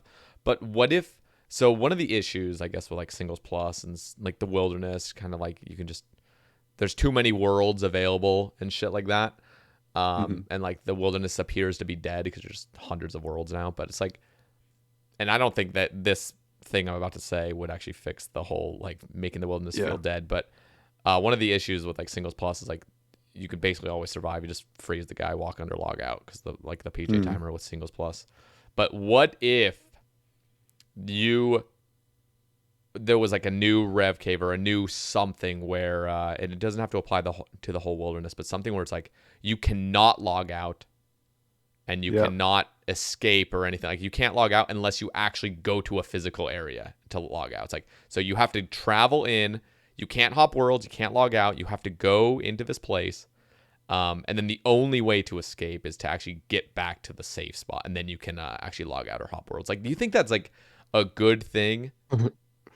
I am a huge fan, and that is like in PvP feedbacks again in the past, in like a meeting in 2019, I said exactly the same thing. It's fucking stupid that you can X out the game, and the way to escape is logging out of the game. Yeah. What the fuck is that? Like, there should just be like, even if it's like creative little, like, we shouldn't just get rid of it and provide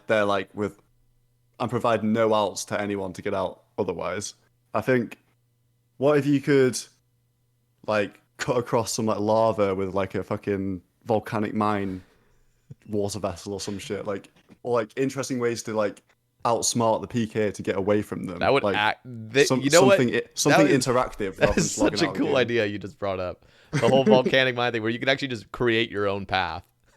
Yeah, like say if you had to bring like quite a few inventory slots of water vessels now, or something. You know what it's reminding me of? It's reminding me of Star Wars 3, where Anakin and Obi-Wan are fighting on like these little like these little floating rocks on the lava at the end, you know? Like shit like that, where you're like literally creating your own path. No, but like think about it like this, like, or say if there were like randomly spawning stepping stones and you had to just like choose a good path to go across, because God. if you stood on one which was like a bit dodgy, you're gonna sink and then get hit for a 50.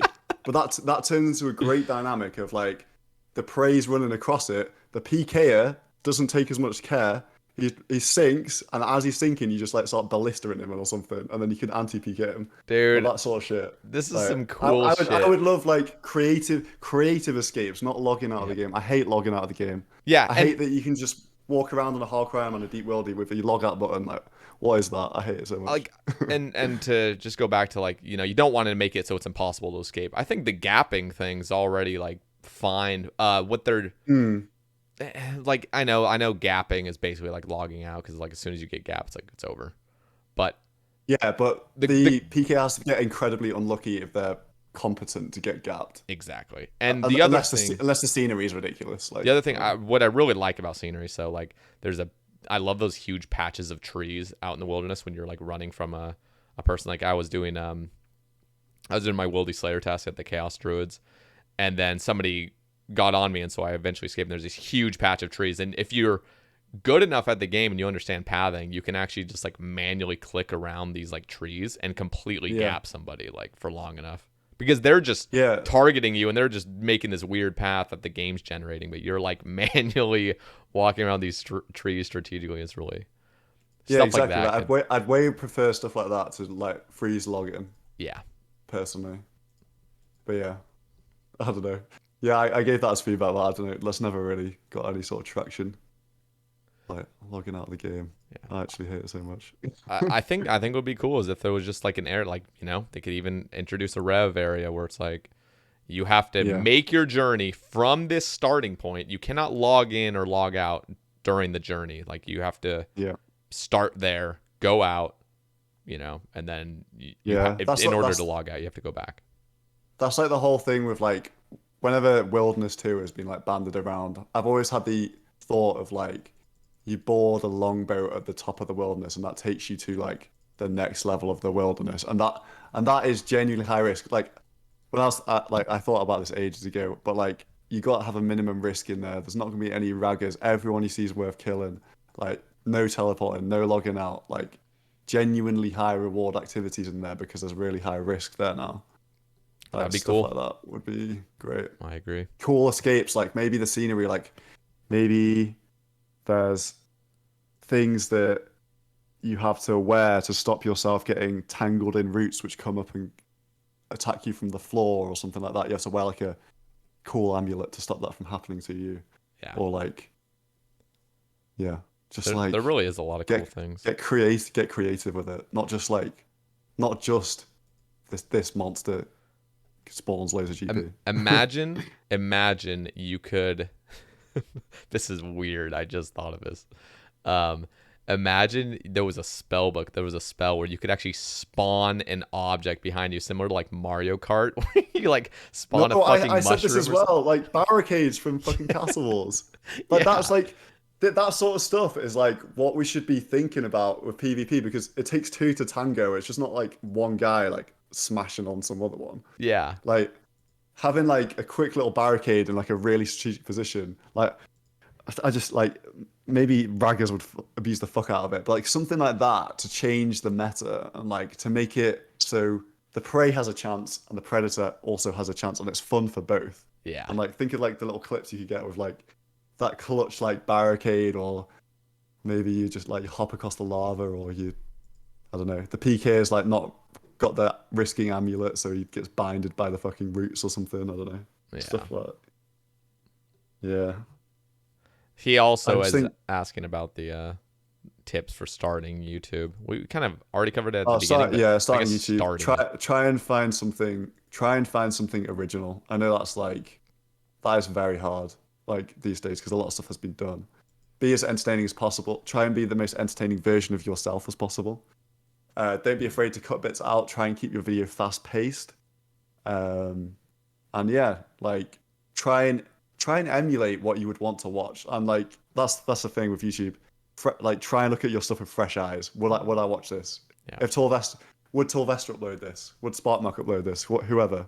Like, and if the answer's no, like be like, well, why wouldn't they? And then, oh, it's a I had this thing when I went full time. I like started looking at everything differently, and I look back at my old Iron Man progress videos, and I'm waffling about something for like a minute, over a minute, and I'm like, yeah, this is where people click off. Like no one's like when I'm like what I'm striving towards is like a 10-minute compact video of like cracking a joke here, like some music here, like just a little bit of insight here, rather than like a ramble stood in one spot doing something. Yep. I don't know. Just keep it fast paced and engaging. I think like you'll have a good chance. That really is key. The rambles are a different category in general. It's like there's a Oh yeah, very niche.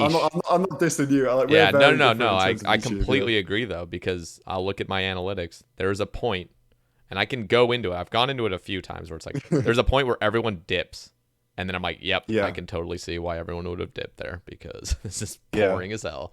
But yeah, no, I'm with you with the fast pace. Just like boom, boom, boom. Keep the ball rolling. Don't let anything slow down if you want to make a good video, like YouTube analytics wise.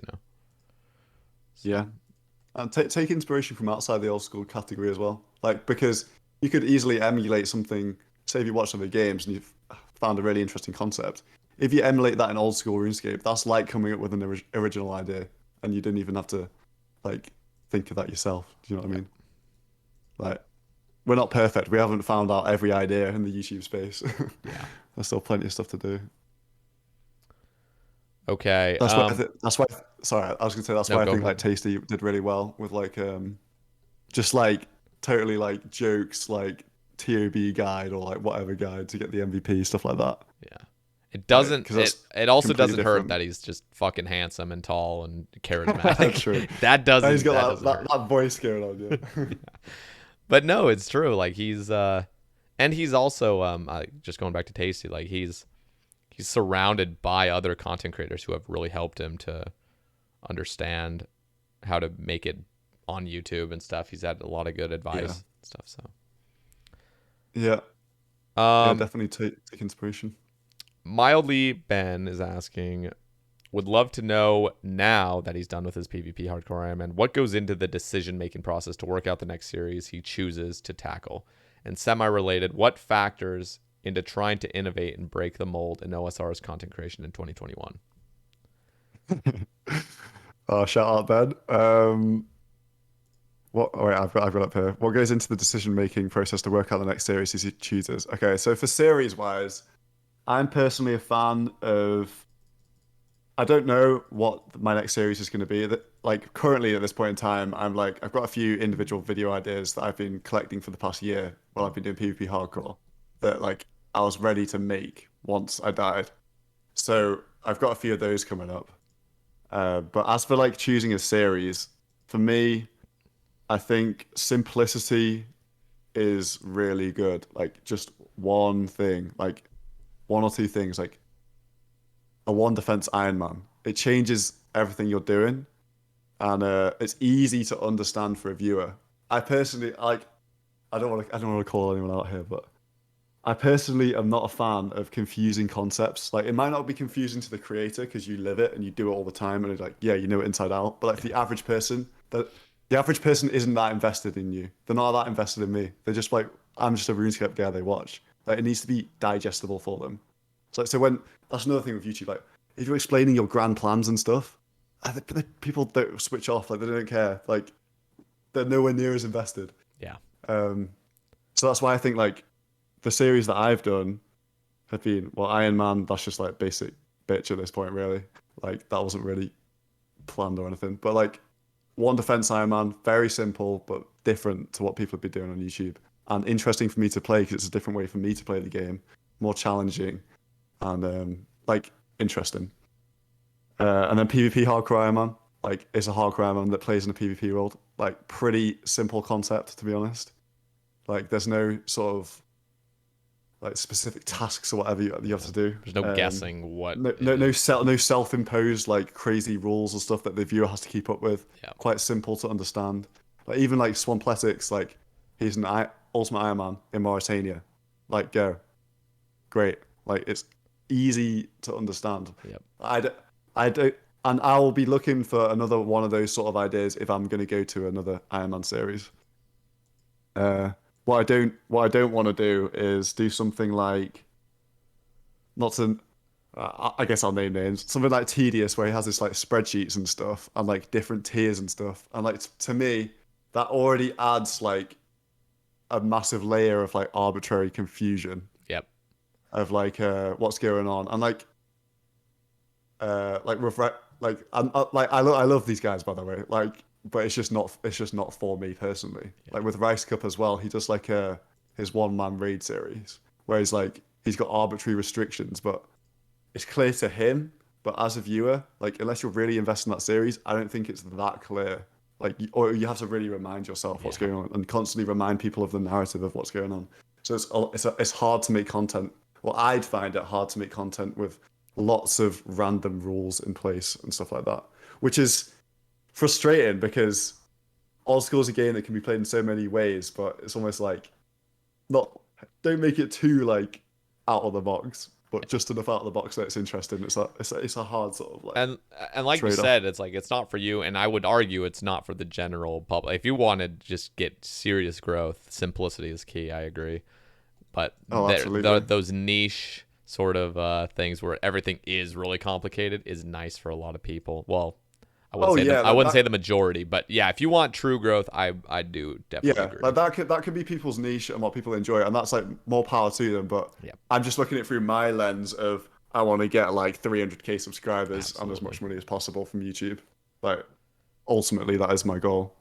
And like and enjoy myself. But that, Yeah. I enjoy that process. Like I don't know, that sounds really sell out, but at the same time, like Yeah, why no, does you're anyone just go to you go know, to a job? I want to hear Yeah. so uh Perfect Salad is asking what is your diet like? I also want to expand on that and just say like what I guess what do you do for I'm assuming as a content creator, obviously you have it pretty good where it's like you make your own hours and stuff, but and you're probably and because you're not a streamer, you're not having to sit on your ass for 8 hours straight. But what True. do you do to keep healthy? Keep healthy. Well, so when I was in my break from RuneScape and like when I was a kid, I did so much sports. Like people don't know that about me online. I did like football, cricket, athletics. Like I played basketball for school, like loads of stuff. And later on, massively into rowing, which is like crazy fitness Yeah. required for that. Even getting like not to dox myself, but like really well on there in the national like finals and stuff like that for rowing. Damn. Um, so like yeah, really fit as a teenager, and I kind of dropped off that a bit at university when I started to like socialize more, like partying, that sort of thing. Yeah. But I play five-a-side football and stuff. But recently, I've been that is one area of my life I am slacking. Like I don't do much sports. Like I don't shy away from exercise. Like I love like walking and stuff like that. Like I always go and do that sort of stuff. Like keep semi-active, and I'm like in reasonable shape. But realistically, I could be better with exercise. That's probably like one area of my life where I'm slacking Yeah. right now. But my diet is really good. Cook all our food. Like love making stuff. What was the question? What's my diet like? Yeah. Um, my girlfriend's vegetarian, so it's mostly vegetarian. Obviously, that's just like eat for ease. Um, yeah, just make all our meals from scratch. Love it. That's I love awesome. cooking because, like, I've always thought of this. Why wouldn't you like cooking? Because when you're cooking, you can make things however you want, however you like them to taste. That's how you can make it. So Yeah. I don't know. I like making my own food. No, I think that's awesome to be able to cook your own Yeah. stuff and to enjoy it. Because not everyone's Yeah. like that. Um, No. I will say, like, I used to be into sports and stuff, and I actually was kind of into working out in my early 20s. But yeah, as life moves on, it's like or I guess not extra, but just like sports and stuff like that stop becoming a priority and working out. But Yeah. I will say I've always, since I was probably like 16, 17, have always been like really into being fit somewhat, just being healthy.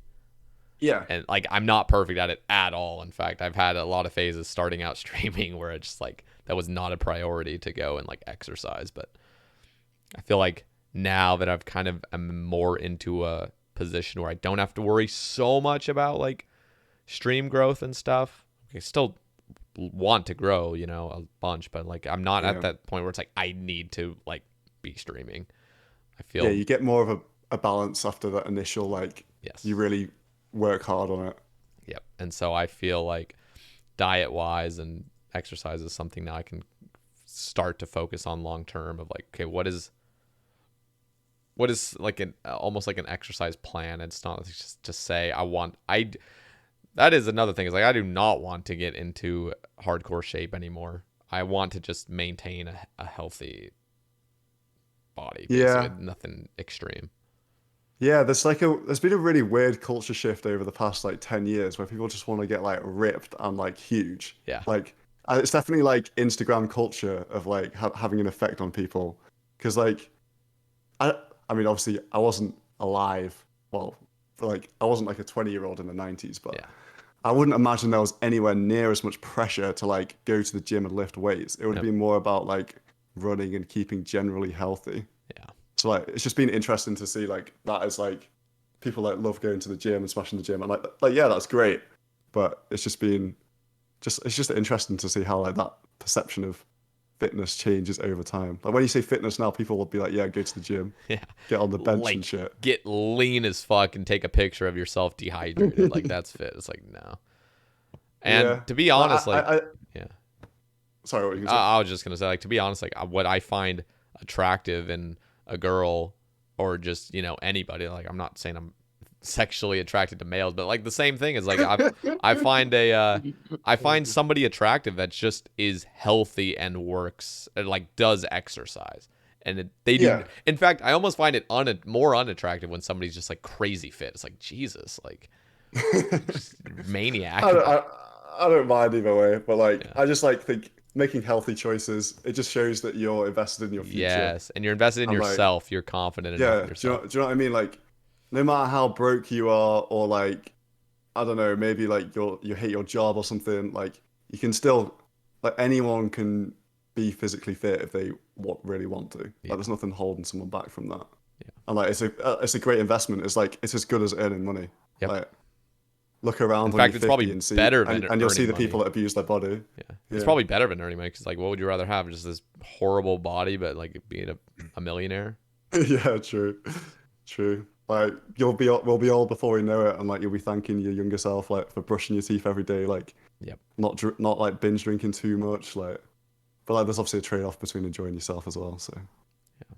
it's all a healthy balance. Everything's about finding that balance. That's just what you just insert when you just want to say Yeah. something meaningless. Yeah. It really is just all about balance. Okay. Yeah. This is kind of more IRL, but Juke Sparrow is asking, what area are you most interested? What area of physics are you most interested in? Does your current job have to do with Oh, physics? wow. Yeah, my job's a Runescape YouTuber, so Yeah, that that's doesn't really affect it. Yeah, it's weird. It's weird that people like some people are like, oh, so you have a job at the same time, right? And I'm like, oh no, no. definitely not. Yeah. Um, but yeah, in my degree, I'd say I was mainly interested. I, I I was interested in the application of the stuff we were learning about. So the thing is with physics, like I got to the point where you go so deeply theoretical into something that it almost has no like sort of semblance of the real world. Like obviously you can follow the steps back up the path and be like, oh, and that's why the sky is blue or something like that. Do you know what I mean? But like when you're that deep into like particle physics and you're talking about like the strangeness of like a charm quark or something ridiculous, like I started getting less interested when it had like there wasn't like a few steps to the real world. It was like quite a few. I don't know. Like it's hard to explain. Like if you've done like physics like that, you'll probably know what I mean. It's like the classic thing with quantum mechanics. It's like if you think you understand quantum mechanics, you don't understand quantum mechanics. Yeah. I That think sort of that's stuff. But beautiful though about like the world. It's like yeah, nobody yeah, really knows. We can yeah, get to a point where like we think we know, and then all of a sudden like something's introduced. We're like, oh fuck, yeah. we No, don't. I really enjoyed my time with my degree. Like it was like fantastic. I thought it was amazing experience. But to answer his question specifically, I'd say probably nuclear and particle physics were the ones I found the most interesting. Although I found aspects of all of them interesting and aspects of all of them too much, or like because you're just doing lots of maths basically a lot of the time. But I like solving problems though. Yeah. Our master's project was so by the time I was in my master's, I was a bit less enthusiastic about the theoretical shit. So our master's project was modeling the urban heat island around Manchester. So that's so basically cities are warmer than the countryside because of all the like the concrete and materials and like the structures in a city. And um we were like sort of documenting how the weather affects that urban heat island effect. So we used to go Interesting. around Manchester, like cycling around, like changing our sensors. It was quite experimental. Like all my mates who were like doing like on some particle accelerator, were like, "Yeah, you fucking idiots over there cycling around Manchester." I was like, "I'm loving it." But it had just like that real world. It was just like more real worldy stuff by that Yeah. point. So that's what my masters was to do with. I'm kind of curious because of how different now your just life is just making RuneScape videos.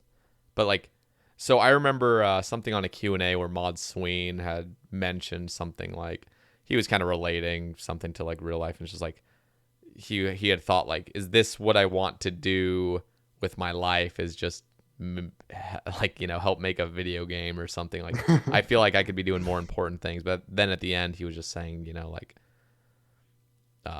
it kind of is impactful in a way to like certain people. It might not be like you're fucking creating a cure for a disease or something, but like, I guess, how do you relate, or how do you feel about? What I do now. Yeah, I guess Yeah. how does your No, overall thing I feel? feel right, here we go, some more arrogance coming in. I feel like I have a great impact on society as a whole because when I look at my watch time and I see it's like 1,000 years or something, that's 1,000 years of like impact on people's time. Yeah, So like I've got 100 years on this earth maybe, and I've had like 10x that. So I've already done my bit for society, like in my opinion. Like that sounds so fucking arrogant, but like it is impactful. Like people could have like the shittest day ever, and like they just want to have some escapism and watch some yeah, RuneScape videos, or like they just want to kill some time and they just want to enjoy themselves.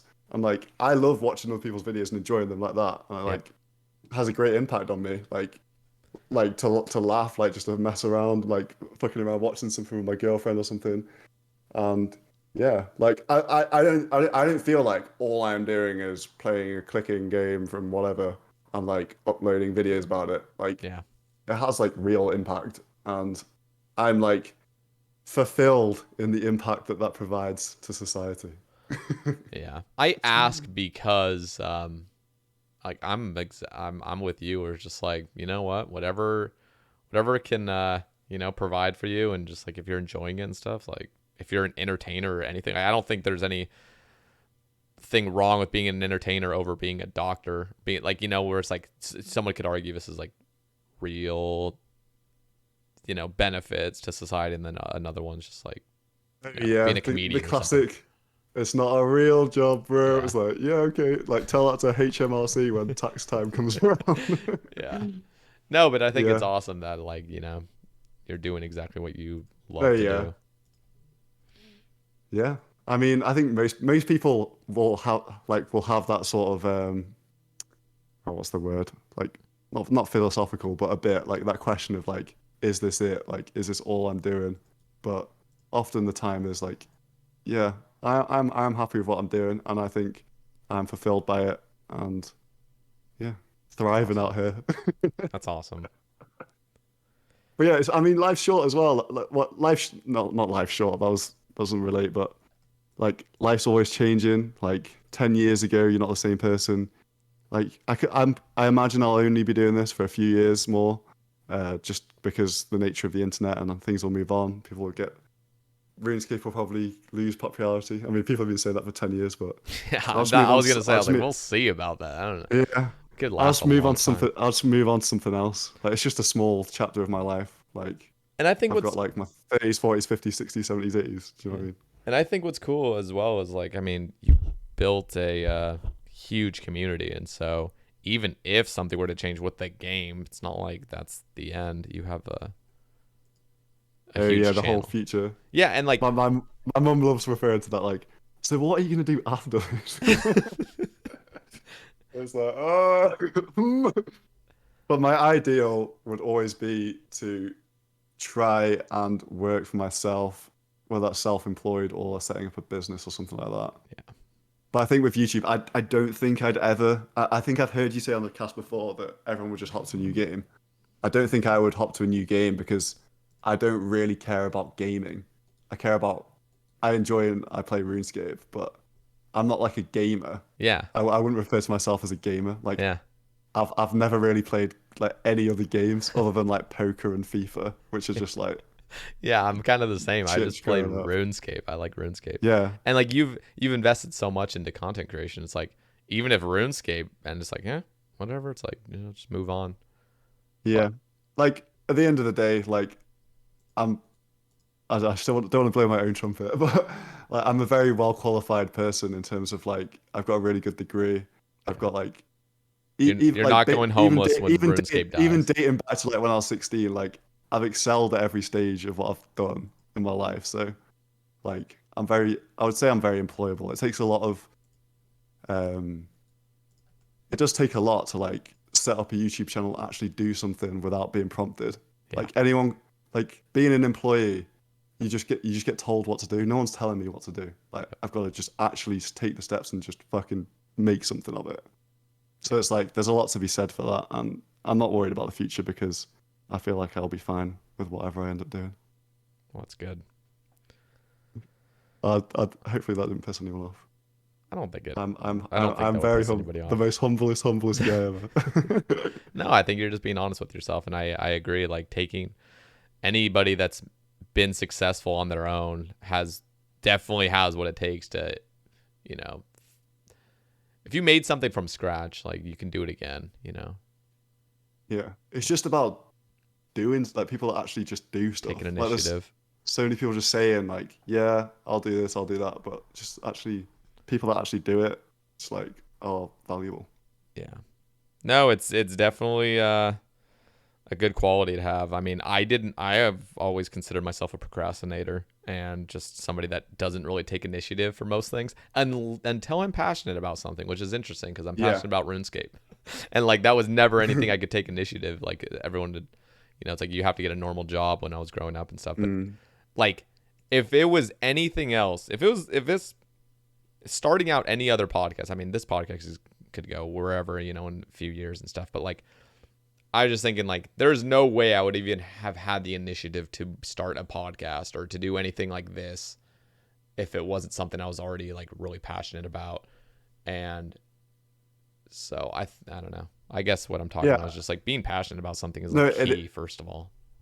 And like, yeah, but that just extends onto the next step and the next step and the next step. Like the first podcast I listened to was the Hexes podcast, but like now I listen to loads of different podcasts. Yeah. Like, do you know what I mean? Like, it's like that little gateway at the start gets you into something, and then you expand upon that. And like, yeah, you can just fly with it. Like, to be honest, like you wouldn't even have to talk about RuneScape with a lot of people, and like people would still tune in. Yeah. I'd imagine. Like a lot of this hasn't really been that RuneScape related. It's been me just bigging myself up.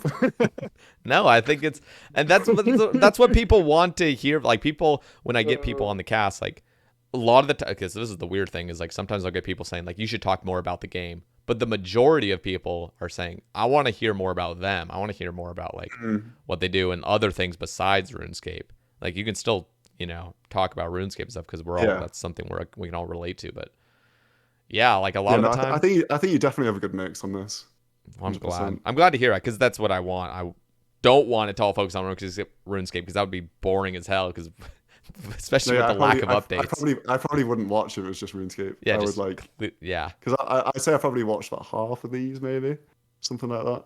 And that's what I want. I want people to tune in for the guest. I don't care about you know you have to watch every single one.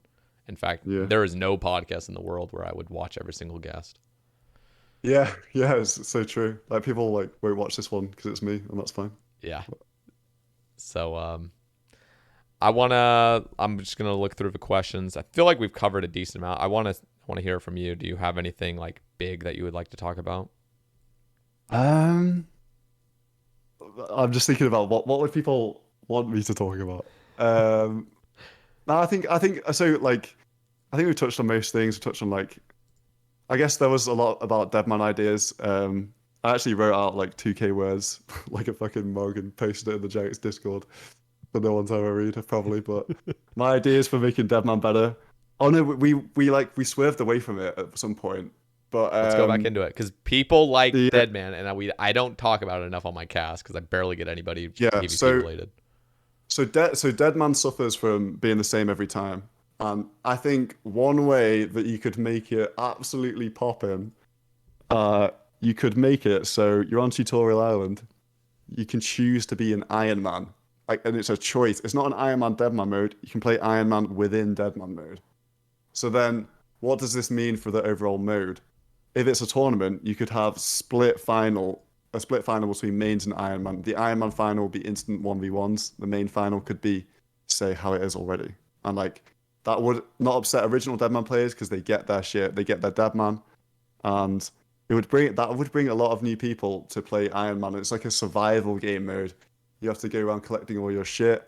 You're not competing against people that have been fed all their stuff, so that takes away a bit of the clanning aspect of it. Like, there's obviously still advantages to playing as a group of people with an Iron Man, but it does level the playing field a lot. And I feel like that would bring back a lot of people to the mode which used to play it, but just felt like they were just getting constantly disadvantaged by not being in a team. But if you're Because an like Iron Man, do you get to like loot other people's shit? no. So when you're an Iron Man, you're like It's just you're survival, basically basically. you're playing a survival game mode. You like it's the same mechanics as O7. You don't like there's no point in PKing. It's just for people who want to play in a survival game mode. Mm. Like when I play Deadman and when a lot of people play Deadman, they don't actually PK that much. They just play because there's the heightened risk, like and everything feels way more valuable because it's like as part of a competition, you're working towards something greater. And yeah, I think that's a very small change that would bring back a lot of activity. That's just one thing. I think another idea I had was the same sort of idea of not changing too much about Deadman, but you have the option on Tutorial Island to choose to be a hardcore. Now, this isn't a hardcore Iron Man, it's just a hardcore account. So when you die, you're back to level 3 or back on Tutorial Island. Jesus.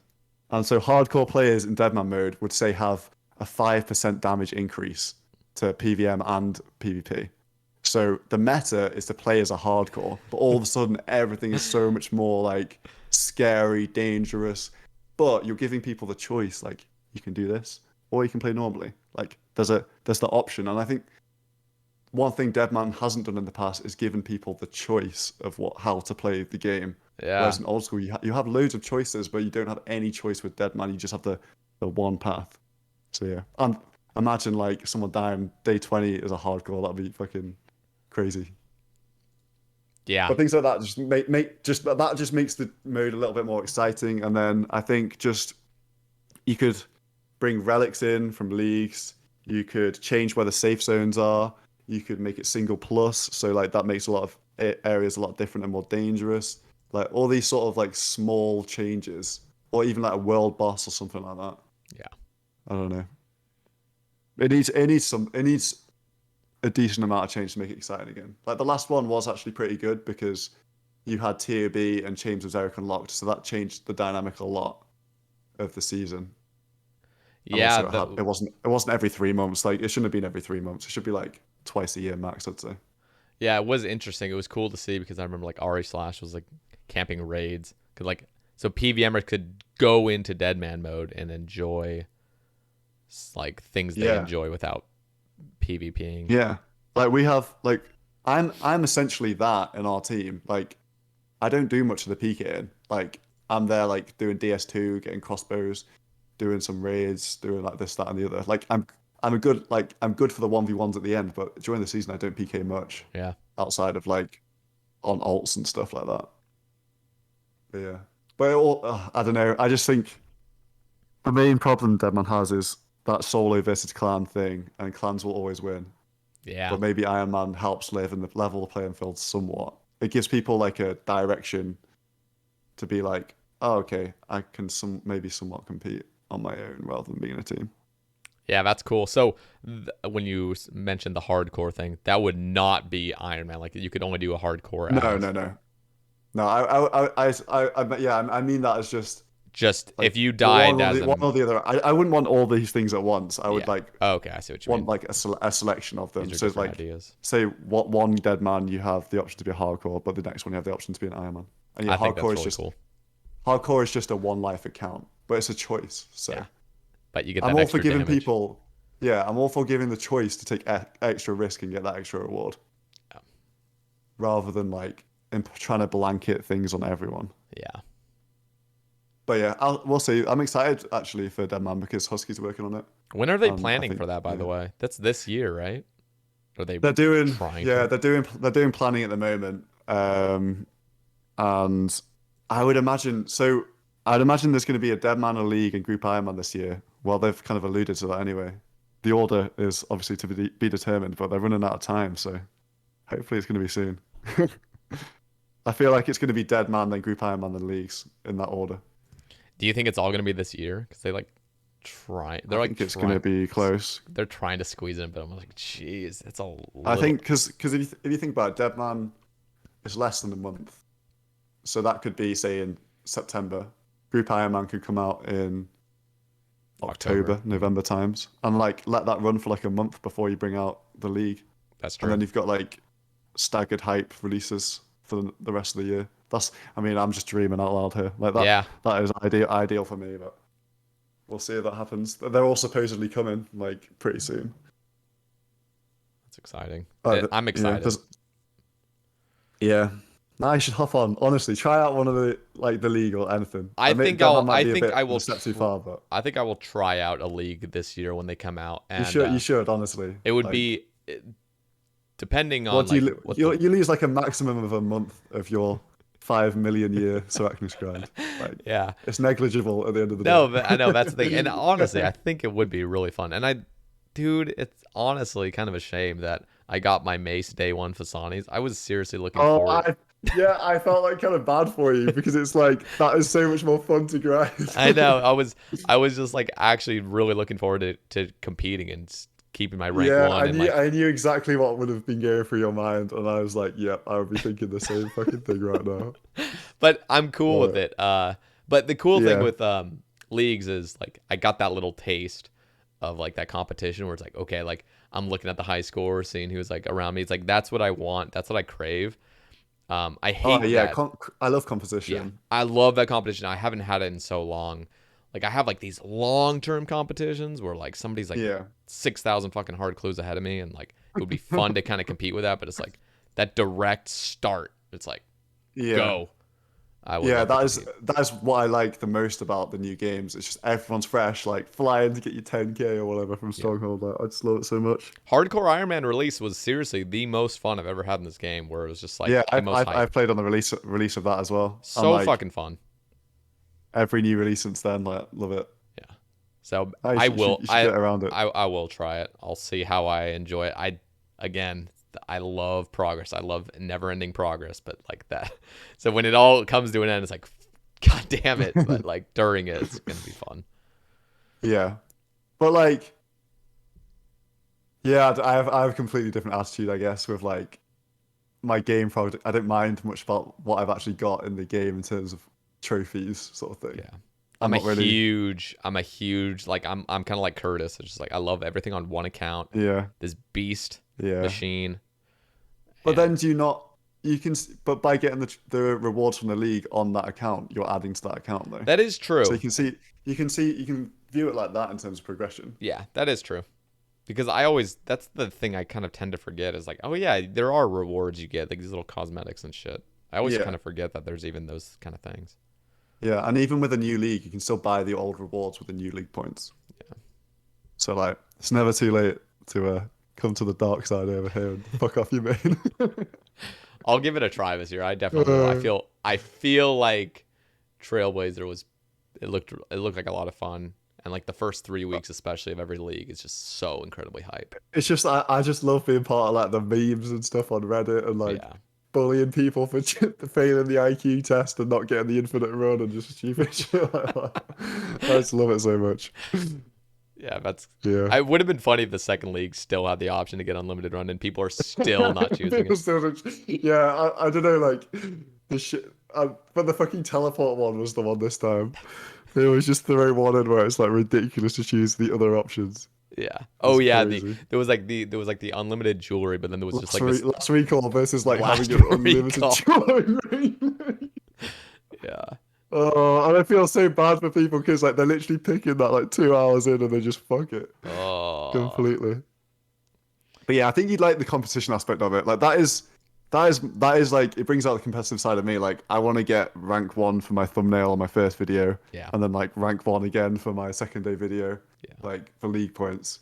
And that is enjoyable because everyone's on a level playing field in the sense that it's just like about some adaptability and like and skill because you can go and kill Vorkath early, but you can have shit gear, like that sort of thing.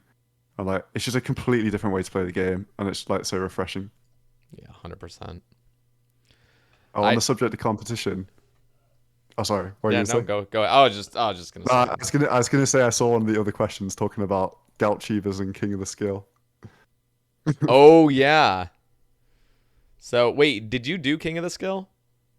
I did. I did it back in 2017 when I wasn't taking YouTube seriously or anything, and I was actually rank one for construction for like the whole month. But I knew I wasn't gonna win because I literally put my run on YouTube, and it wasn't anything Oh, crazy. I wasn't very good at the game back then. yeah, Like I was decent, but like I know a lot more about it now. yeah, Not saying that like I'm some crazy like good knowledgeable person now. yeah. Uh, but I was ranked one for construction, but then some guy I think his name's like Basket or something. It's like a Ultimate Iron Man. He was doing a method. So do you know how King of the Skill worked? Yeah, it's like you have 24 hours of logged in time to. Yeah. So to refresh people's memory, you had 24 hours of logged in time, and there were the high scores for overall total level, and then every single skill. So by the end of the month, whoever was like rank one in each skill and rank one overall, they all got prizes. So there's like 24 prizes here on offer. I think you got like a really nice new computer if you won like the overall one. And for the individual ones, there was like first, second, third, fourth, fifth. So like that was like a decent prizing. Um, so I was first for construction, and then there's this guy that was doing a method where he would go to Morton, buy an invent of limestone things, chisel them, go to his house, build them, log out, and then wait for his teleport timer his mini game teleport timer to recharge. So 20 minutes of being logged out, then teleport to Morton again and do it again. So he was like coming up, and he eventually took the rank one because like that's some crazy strategy. So he was doing that for 24 hours pretty much. So when you think about it, that's actually turns into like 200 hours logged into the game. Yeah. So he'd gone super hard, but then in comes one of like the main problems of King of the Skill. Some other guy started zooming up the high scores, and he's got like 80 hunter or something, and he's obviously been scouting inflings with an alt and logging in on his main Oh my account, god. grabbing the inflings, alking the shit, logging out. So he's making like crazy GP per hour doing that. And then eventually he starts doing con, and he overtakes the guy who has like spent 200 hours like doing his like Jesus. limestone brick method. And you were alting was banned, but in this instance the guy didn't get banned, and he ended up winning. So he was first, the limestone guy was second, and I was third. So I think I missed out on lifetime membership because of that. So Wow. salt, but I was more salty for the guy that came second. Yeah. Or maybe it wasn't like, but it was like maybe it wasn't lifetime for second, but I can't remember. Yeah, that's Like, crazy though. but Because it was that's just sounded so shit because like about 5 or 6 of the winners got DQ'd for alting, like yeah. in the competition. But I would love it to come back. Honestly, I think it was great. They need to I'd throw be some all over that shit now. they need to throw some twists into it if they ever did it again because of that whole log out thing. Like Yeah, it's that's so true. many skills were just like, especially with like fire making, like there's people like fire making that were Yeah, just or someone in Blazers did that. He was just logging in for the end yeah, of the kill and get the XP. Yeah, exactly. but the thing is, like, some people got punished for it, some people didn't, and there's like Yeah, it was what is like too far and what isn't, and what they like almost all this sort need of to stuff. do is like have it so as long as you're like alting should be allowed just because there's so much discrepancy. It's like what is alting, what isn't. Like they should almost Yeah, allow everything. Like keep game rules, but allow everything, and then just say like, you know what, do whatever the fuck you want, go for it. go hard, Yeah, boys. Yeah, because that would be cool to yeah, see. As unfair as it is for people that don't alt, like alting's always yeah, gonna. Yeah, yeah. The only other way you could potentially get around it was punish people for logging out time wise. So say you add like 2 minutes, you take off 2 minutes from their time every time you yeah, log. But I don't think that's you don't. I don't really want to encourage people to play 6 hours at a time. yeah. No, it's tough. It's tough to. Yeah. But like I like about it in general, loved it as a competition. Would love to see another one. But like yeah, like you said, slightly tweaked would be good. The total, like that was the coolest part. Was like getting the highest total level because that was like truly, Yeah. you had to have a big brain for that because when it's just I one know skill, that it's like you just that's did the like same crazy thing over and over. planning. Yeah, crazy Yeah. planning. Yeah, I think Weeks won that one in the end. I think you did, Like obviously. beast. Yeah, I would love to see it come back, and I'd be all over that from like a YouTuber Dude, standpoint. I am. Like if I was more YouTube minded back then, I would have been smashing that because that was my most viewed video for ages. That construction one. I am Like, so excited for Quest speedrunning whenever that comes out. That is like oh yeah, something quest speedrunning. that's like similar to like the King of the Skill. It's like marking out your own path. Like what is the best way, saving all these ticks. Like, dude, it's gonna be so cool to like see these beasts Yeah, doing quest speedruns. Yeah, it'll be interesting. Like I always think of things from like a content creation perspective, but yeah, I've always like been like, will that do well? Won't it do well? But like, I don't watch enough of the other games. I think it's quite big in other games, isn't it? Yeah, speedrunning's huge. Yeah, but like, is it that difficult to get the meta strategy for a lot of the quests? It probably isn't. I'm There's assuming. always going to be a faster way, though, I feel like. And even just little glitches here and there. It's like, oh, you step on this tile before opening the door. It's going to save you 0.6 seconds like for Yeah, your run. So, like, yeah. there's just going to. What's so cool about it is that it is for, like, the absolute elite, like, speedrunners and shit.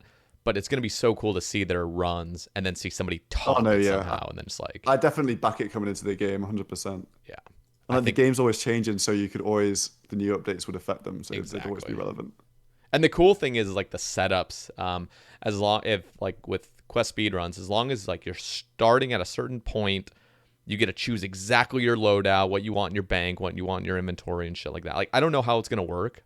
Whether you're just gonna get like a fucking like GE in your bank, but like Yeah, that's where, or just the yeah, probably just the items you need for the quest, yeah. So maybe. I'm not sure, and I'm not sure if you can just have any other items you want, like max gear, max melee, max.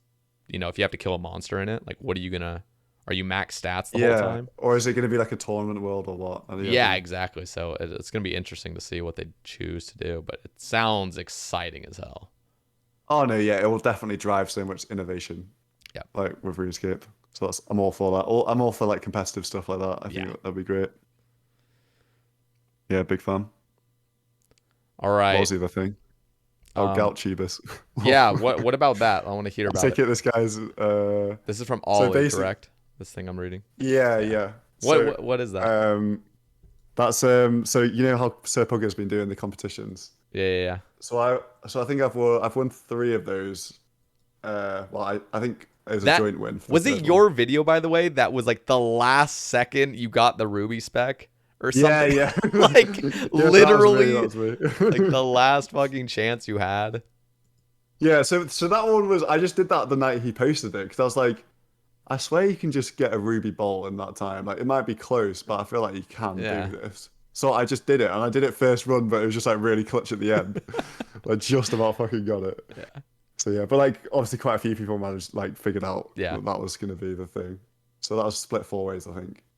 But the other ones were so the first. So I won the first and the second Sir Poker challenges, and the first one was how much money can you make in 1 hour, and he gives you like 1,000x what you make. So I was just looking around the game for like different random shops and stuff just to buy shit from, like, and then I got lucky because I did a run buying steel nails from a sawmill, like going to PvP worlds and stuff. Made like a mill, but then at the end of the run, I got really lucky because there was a system update which meant all the shops restocked. And so I was like, this is a fucking dream come true. I like went and I flew through every single world. All of them were like full stock and everything and made 2 mil. So I got 2 bill from that one. Jesus. That was really, really nice. And then the second one, the Tubers one. So this was how much money can you make on an Iron Man? So it was like getting rid of like any potential for cheating, I guess. And like just to make it more interesting. So I was like thinking about some stuff, and then I was like, oh, gout tubers, because he didn't talk about alts. Like he forgot to say no alting. Yeah.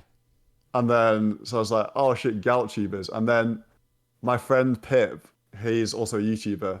He we were in the PvP hardcore on Discord, like just chatting about this competition. And then because Verf said he had an idea for something, and this is how I thought of the idea because Verf is an Ultimate Iron Man based on Karamja, for anyone that doesn't know. So I saw him be like, "Oh, he's got an idea," and then I was like, "It must be something in Karamja because that's his fucking homeland. Like, it must be something in there." And then that's when I was like, "Oh my god, it's Gout Tubers! I've fucking got this boy!" Like, but I didn't want to say to him because I didn't want to be like, "Is this the idea? Oh, Yeah. I guess we have to collab now," or like that sort of thing. But then Pip goes and types in the Discord. He was like, "Oh, what if you could do Gaucho with loads of accounts?" And then I just DM'd him. And I was like, "Delete that shit right fucking now. We're doing this." And he deletes his message. And then like straight away we're there. Like we just go on a couple of accounts, just me and him. I think we had like maybe 6 accounts between us, and we just got 3 tubers, which was like 2.6 bill. And the prize Jesus. pool was capped at max cash. It was like we were like, oh, no one's gonna beat this. Like, we're good. If this is allowed, like, I was like, there's no way this is gonna be allowed once I send him the footage. Yeah. So I was also talking to the pugger, and he was like, oh, it's a bit iffy, but it's gonna be allowed, I guess, because I haven't said it's not. But like, he was like umming and ahhing over it, like whether it should be allowed or not, from what I remember. So I started doing runs on my own because I wanted to make a video out of the first challenge, but I didn't quite have enough content to make it 10 minutes. So I started doing solo runs to try and like get just to win on my own and be like, yeah, just say ban alts and then I'll just fucking win. Like, we'll just do that. Yeah. So I started doing some solo runs. I did some pyramid plunder for trying to get Scepter. But then I started just doing gout tubers because it wasn't actually that unrealistic of getting 2 or 3, which I thought probably was enough for the win. And then so I did quite a few runs, got 3, and I was like, okay, this is my run now. Like, but like, let's go. Like, we don't have to have alts in this shit. And then he was like, like it's kind of cool for there to be alts. And I was like, what do you mean? Like, no, like don't use alts. I'll win either way. I was like, I'll win if it's alting because I'll just get loads of my friends to do it with me, or I'll win on my own because I've just done an insane run. Yeah. And like, I really wanted him to say no alts, so I didn't have to split with anyone, and I could just split Pip, the original guy, because I just wanted to be like no alts. I'll get max cash. Like great, fucking rolling in the money. And then he's like, no, I'm going to allow alting. And I was like, are you sure the YouTube comments are going to absolutely hate you if you allow this? And like, I turn up with all the boys from my team. And he's like, no, I'm allowing it. And I was like, okay then. And then I just literally went on Discord at everyone. All right, boys, it's time to farm some gout tubers. If you want to come and like earn a split of max cash, like we're doing it in like an hour or something. And then you know how like so everyone's a PK and Blazers pretty like most people are PKs, so like they're all fucking money hungry. Like no one knows what the fuck they're doing, like fucking gout gang, like all behaving like absolute morons. But like we've got like loads of PKs like with their 4 like PK accounts, like oh I don't have to, do I need favor? All this like sort of like chaos going on. And then so we just start the run, literally tell you to our fight pit and just start farming the tubers with like we had so many accounts.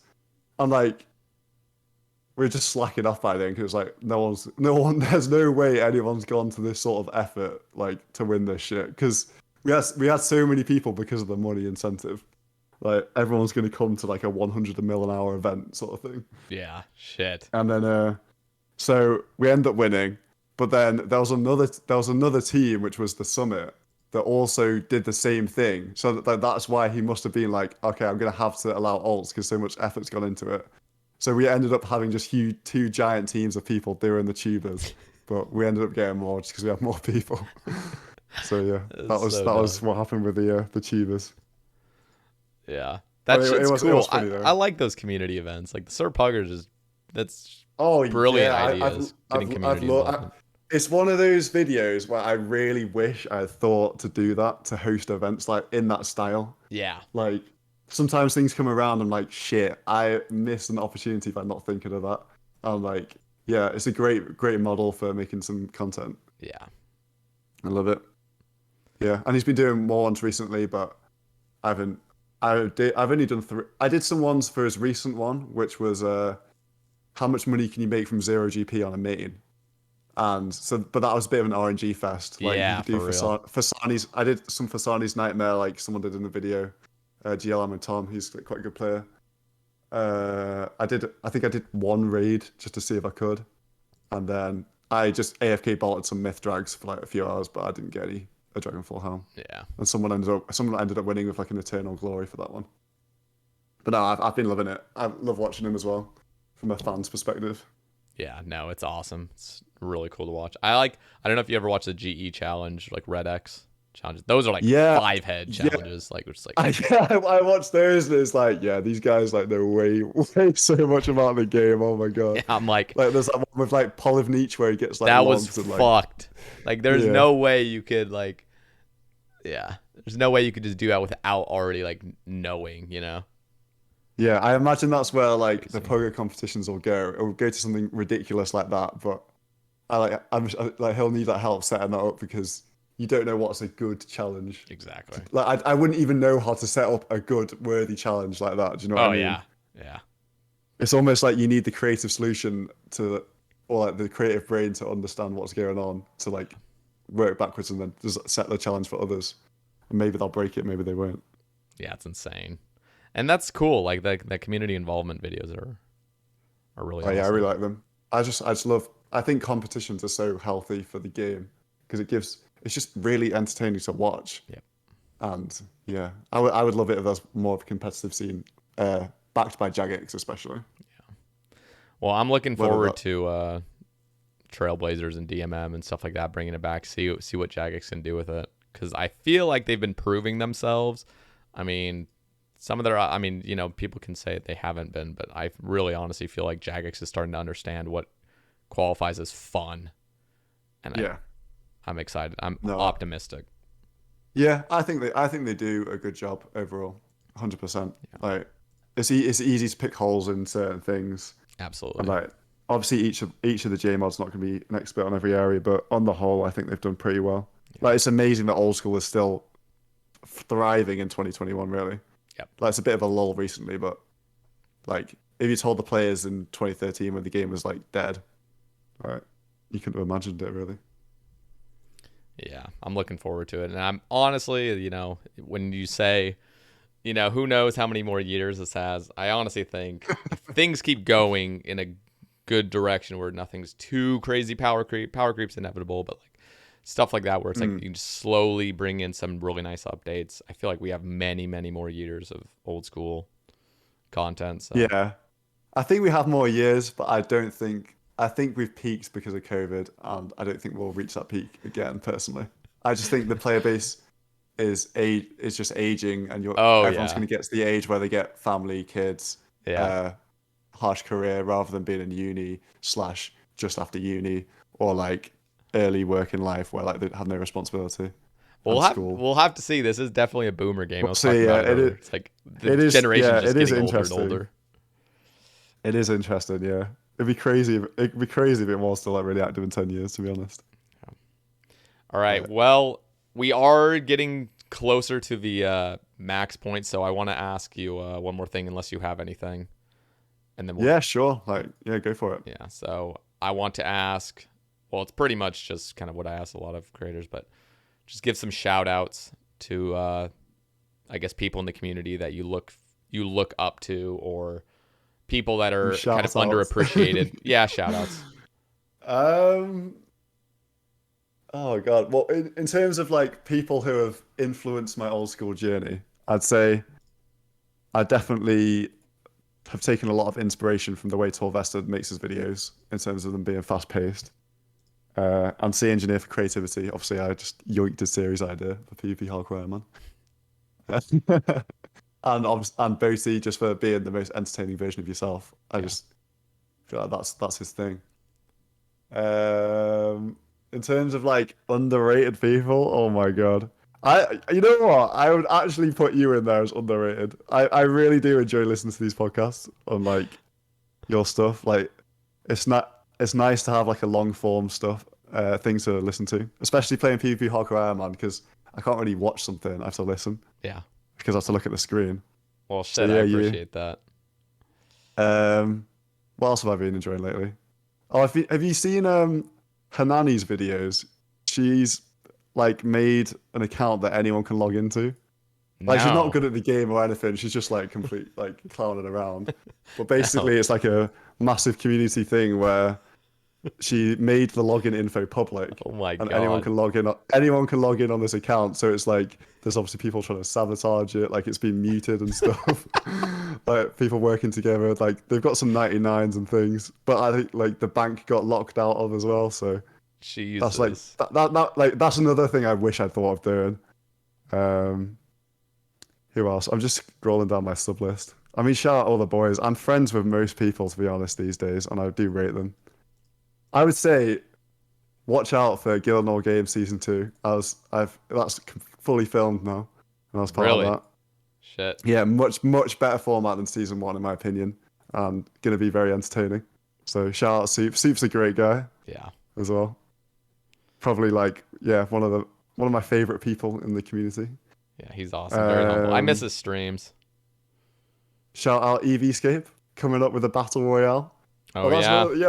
That's another thing I've done. I've won the battle royale twice, back in the previous years. That's coming up this weekend actually, on the 17th on the Saturday. I'm excited to watch. But I'm a little bit more invested yeah, now because West Ham and I were in a call after the cast talking about oh, really, yeah. he was trying to learn about how to like do the tick manipulation amethyst. And I was like spending some time like teaching him because he wants to get some arrows or darts or something like that. Yeah. Yeah, that's gonna be huge. They're actually doing a rookie event on the 16th, the day before, and then the winners of that go into the veterans, which I'm in on the 17th. And they've got like they've got a decent prize pool going on. It's like 13K overall. Damn. I really love those ones as well. It's a shame that it's only a content creator thing, but like the way it's like presented and run it's inevitable, really. Yeah. Which is unfortunate, but I'm very happy that You I'm can be a part. yeah, just grateful that I can be a part of that sort of stuff. Yeah. Yeah, can't wait for that personally. That's like the rest of this week. I'm like editing a video and I'm just preparing for that. That's Like you got Boaty there in the Discord. Like he's got some mad strategies. Like he's constantly asking EV about loads of different questions, and I'm like, fuck, maybe I need to be planning some more because Boaty's going so hard. Yeah. That's the cool thing is like I was talking is like a lot of it has to come down to game knowledge and not just your PvP skill. It's like Oh yeah, absolutely. Like last time we were doing like corrupted gauntlet and stuff, and if we died inside, we were out of the competition and all that sort of stuff. damn. So yeah, yeah. The one thing I wish it was like 5 hours and not like 2 hours. Yeah. I just wish it was longer. But yeah, shout out him. Anything else? Yeah, the PvP hardcore man community as well. They're like, there's a nice little small community that people don't really know too much about. But my next video is going to be about that, covering some of the deaths that people might not have seen in that community. That's awesome. And yeah, it's been a great past year, like being part of that, and on to the next adventures, whatever they may be. Awesome. So, yeah, I guess that's about it. All right. Well, guys, I will have solo missions. A lot of you are probably already subscribed to solo mission, but I will have his links, his YouTube. Do you want me to link your Twitch? I know you don't stream. There's no point, honestly. Okay. If I stream now, it would be on YouTube. But, Okay. We'll have your YouTube link. We'll have your Twitter link. Is there anything else you would like to have linked? Nah, that's honestly fine. All right. It's an absolute pleasure. Well, I can make a donation link in there as well. throw your sponsor links and shit in there. Oh, good. No, but for real, thank you so much for taking the time. It's honestly been so much fun talking. Yeah, thank you. I enjoyed talking about everything. Hopefully, I haven't come across too badly. I don't mean ill from anything I've said. Hope I wasn't too arrogant and stuff. Nah, not at all. But yeah. So I was just trying to give a truthful representation of what's going on. I think people appreciate it. I appreciate it, and it was really, honestly, very insightful and just it was fun listening to some of the DMM memories and stuff. So thank you again for being on it, guys. Next week, not exactly positive who's going to be on, but we got some guests to look forward to. I got some people, and there might be a controversial figure on soon. So probably the most controversial figure on soon. So we'll see. Yeah, I'm excited for that. Anyway, guys, thank you for listening. Solo Mission, thank you again, and we'll catch you on the next one. No worries. See you later.